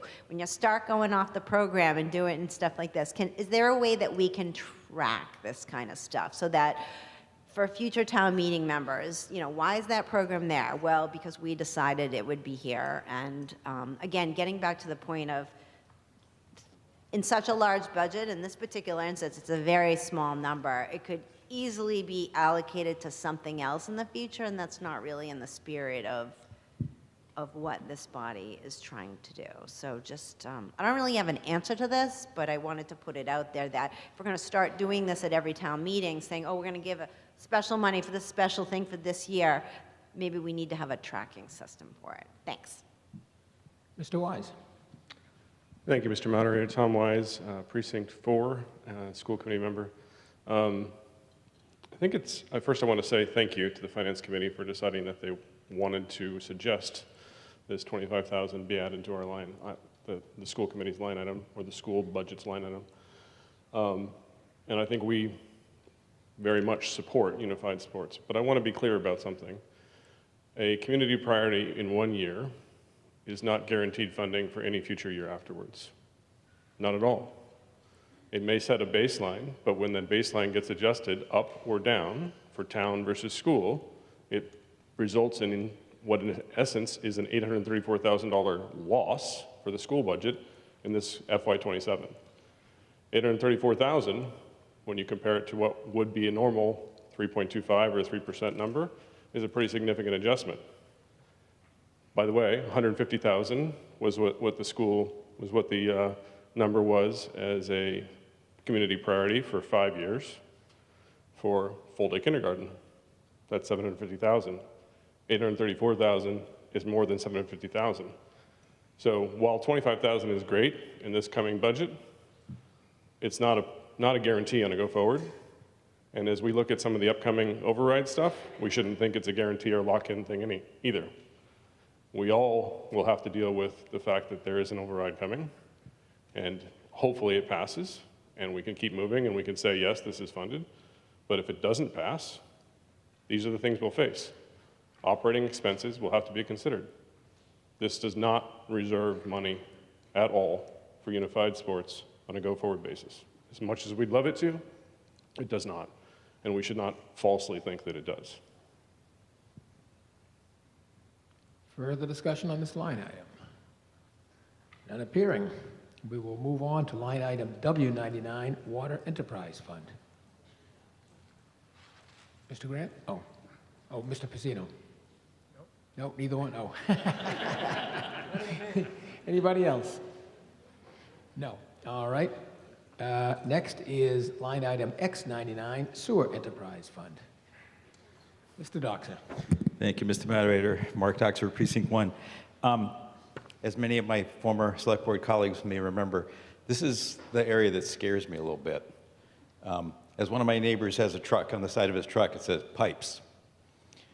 I worry about this one. I don't know that if we were at, back up to a higher number this year in this budget, that would take care of my concern. I think, is there a plan over the next 10 years that would allow for more capital here to replace our aging infrastructure? Ms. Wellman. Thank you, Mr. Moderator. I brought my motions with me instead of the book. I said I was sick.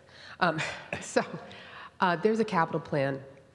We have a 10-year capital plan. I think it's in the, it's here. Thank you, Ms. Engstrom. It's on page 177. And so yes, we have a plan of what, and this one goes from FY25 to FY 2036. And so we, with streets and areas where they're doing work and how they're going to fund it. So over the last couple of years, we've had interesting problems with activities in the street where we've had to do all sorts of emergency repairs and things like that. I think based on age of the system. I just want to be sure that this plan, I got the page, is going to adequately address it. And the reason I bring it up here is because this is a year where we're taking a decrease in that line in particular, in capital to be spent. So it's more just kind of making sure the seed is planted. This is, if the street blows up, and we've had it down, just a block from ourselves, this is an area that could have just very high expense to the town. And making sure that this plan is going to take care of that thinking. I just worry when we're a little bit light on it. So I'm going to ask Thanks, our Ryan. town engineer to give a little color as to how we make those decisions that go into this capital plan. Would that be okay? Town engineer. Thank you, Mr. Moderator.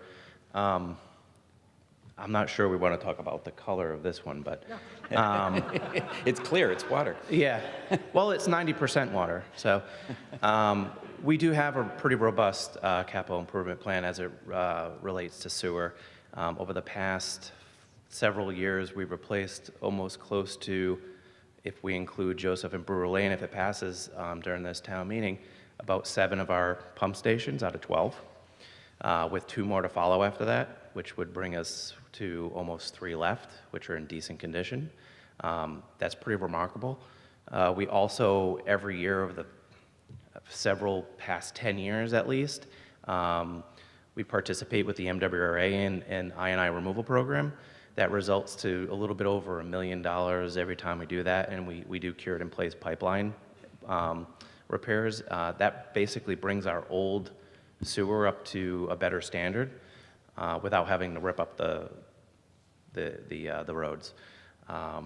We do have some replacements that happen in there in between, some spot repairs, but it's pretty robust on the sewer side. We did a lot of work in the downtown area in particular recently, so we all saw that happen.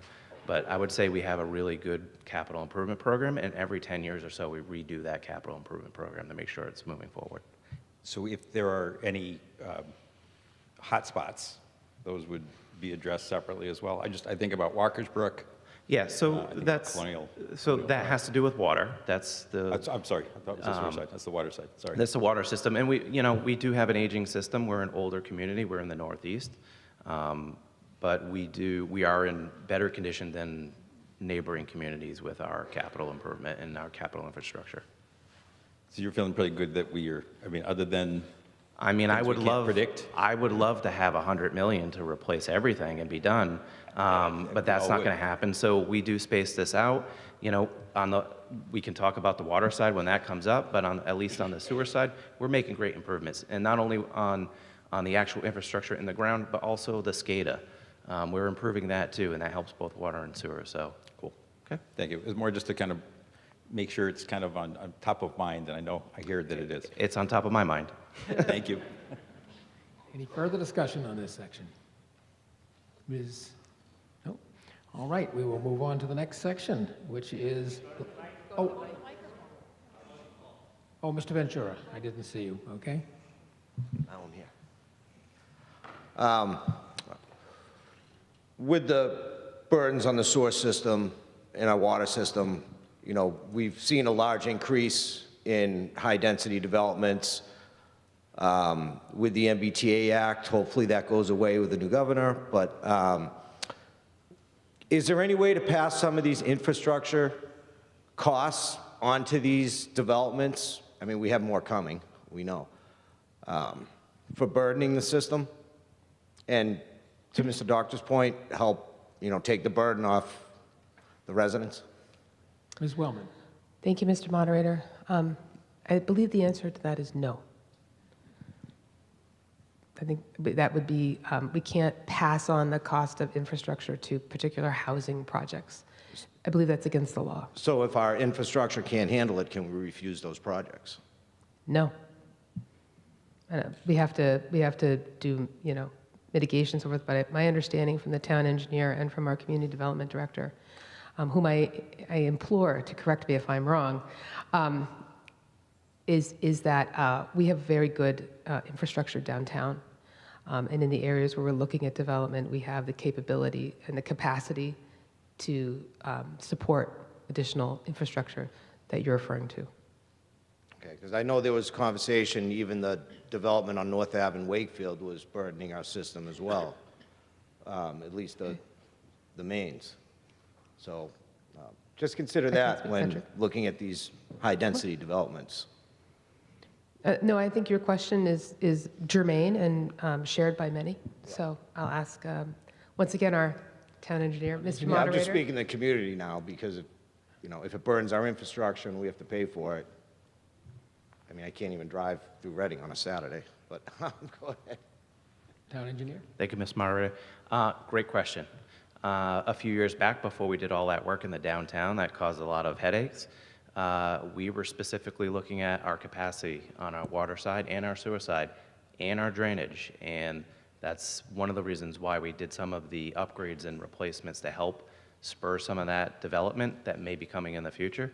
Walker's Brook Drive in particular, we also looked at that as well. Our capacity as of now looks good for our projected growth and what we're looking for in those areas, including the Eastern Gateway. We will continue to look at that and continue to do analysis. As you saw earlier, in last town meeting, where we have $150,000 going towards another round of capital improvement planning for the water side, where we look at our hydraulic modeling. So we do that all the time just to make sure. All right, thank you. Further discussion on that section? None appearing. We'll move on to line item Y99, Stormwater Enterprise Fund. No.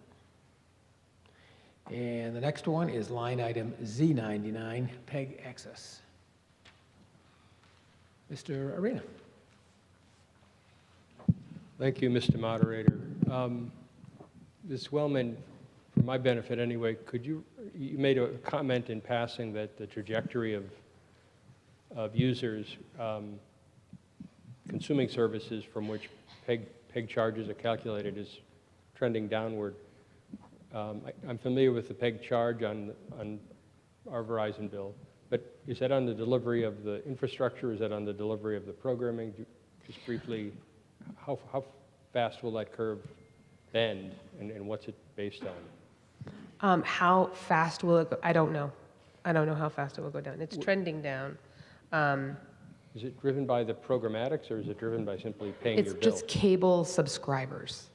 So it's just based on their number of subscribers, and they pay a percentage fee that is chosen by the town through our negotiations. So right now we have the maximum fee, and that is passed on. You pay the cable subscriber, and the money is passed through to the town, and then we give it over to RCTV. So if somebody cuts the cord completely, they're no longer in the pool, I take it?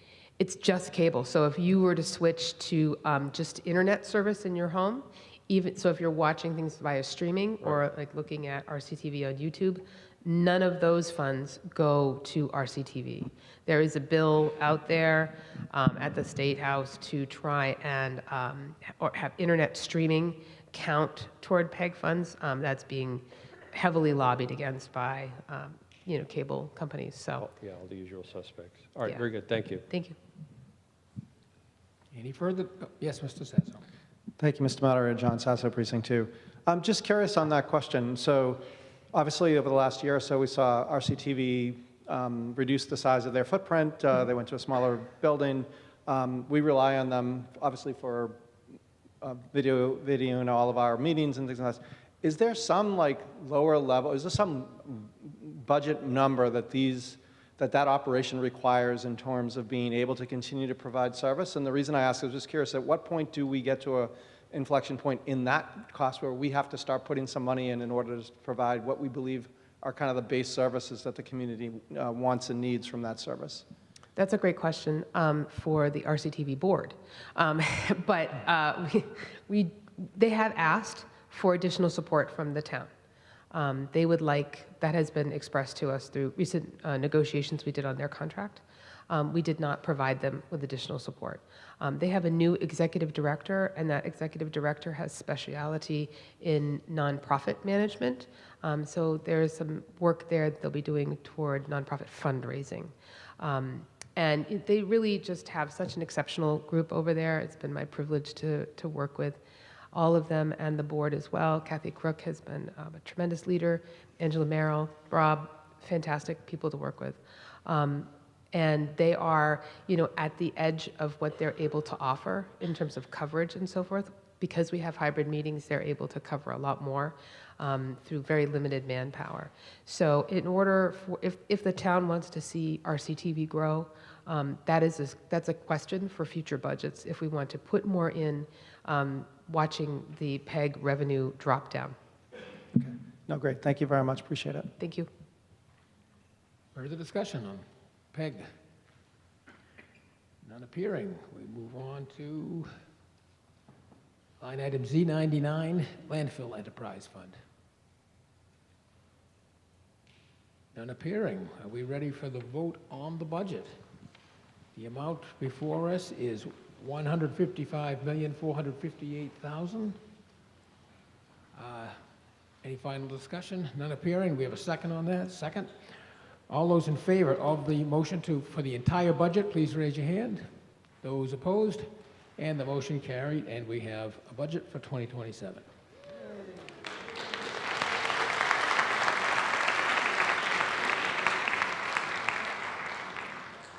Next. Did we have a motion to adjourn? Okay, is there a second? This would adjourn the meeting until Monday evening at 7:30 here. And we have a motion and a second. All those in favor, please raise your hand. And those opposed, motion carries. This town meeting stands adjourned until Monday evening.